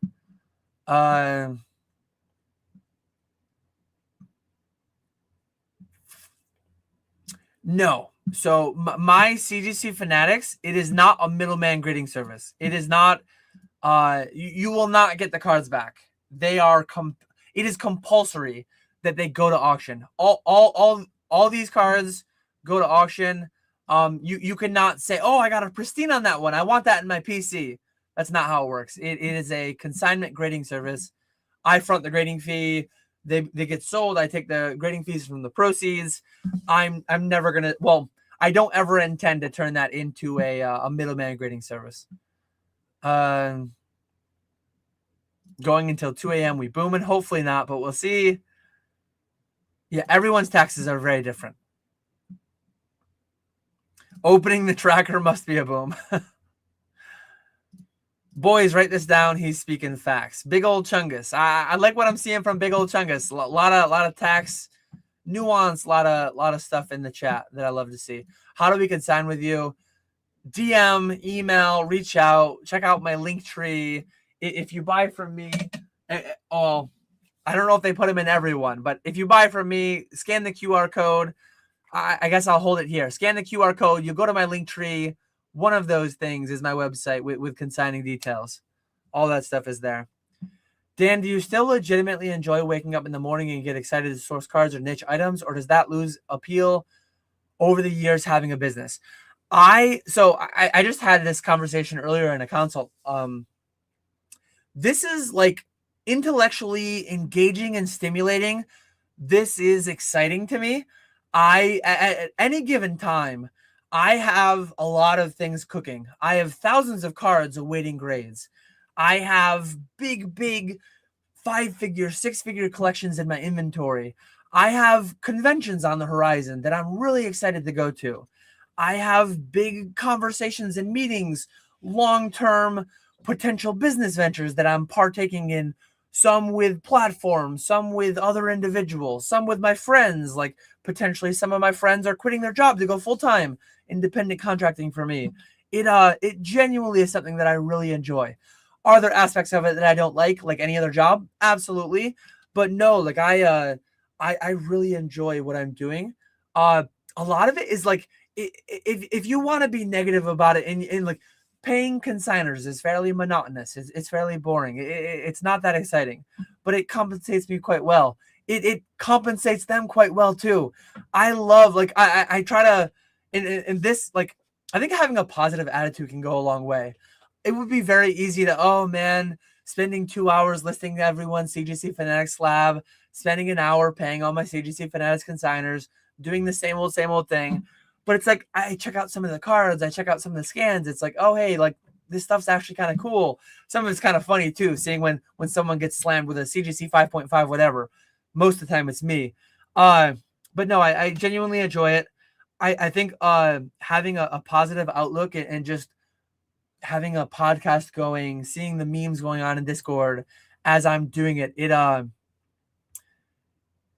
happy. What I'm trying to get to here.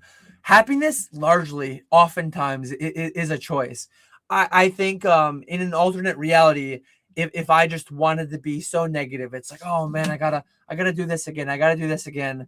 I see that as I have the opportunity to do this. I have the opportunity. My buddy's grades just hit.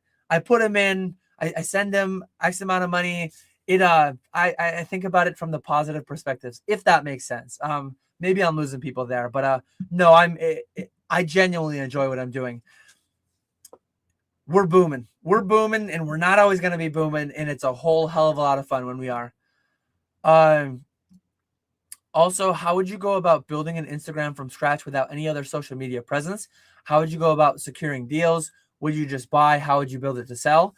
I would go, like, I would start posting cards in my collection. I would start posting cards that I bought recently.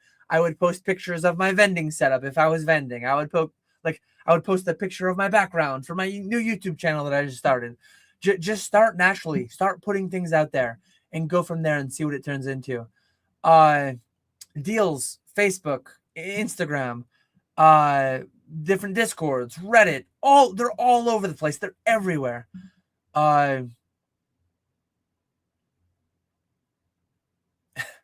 It's the end of a live, leak a 6-figure method so I can quit my job before everyone else does. One of the 5 is going to be vending. I will show you the math behind. There are hundreds of people, if not thousands of people, making 6 figures vending with not a whole lot of capital, with not a whole lot of overhead, not needing obscene amounts of expertise. But I am wrapping up now. That's my final thing. If anyone has any questions, and I end early and I miss them, leave them in the comments. I answer all my comments still. Small channel. Like, subscribe, do all the things. If you want to consign, I have CGC Fanatics. I have regular Fanatics where you send already graded cards. Fanatics takes CGC, BGS, PSA. They don't take tag. Where's Fanatics? There's Fanatics.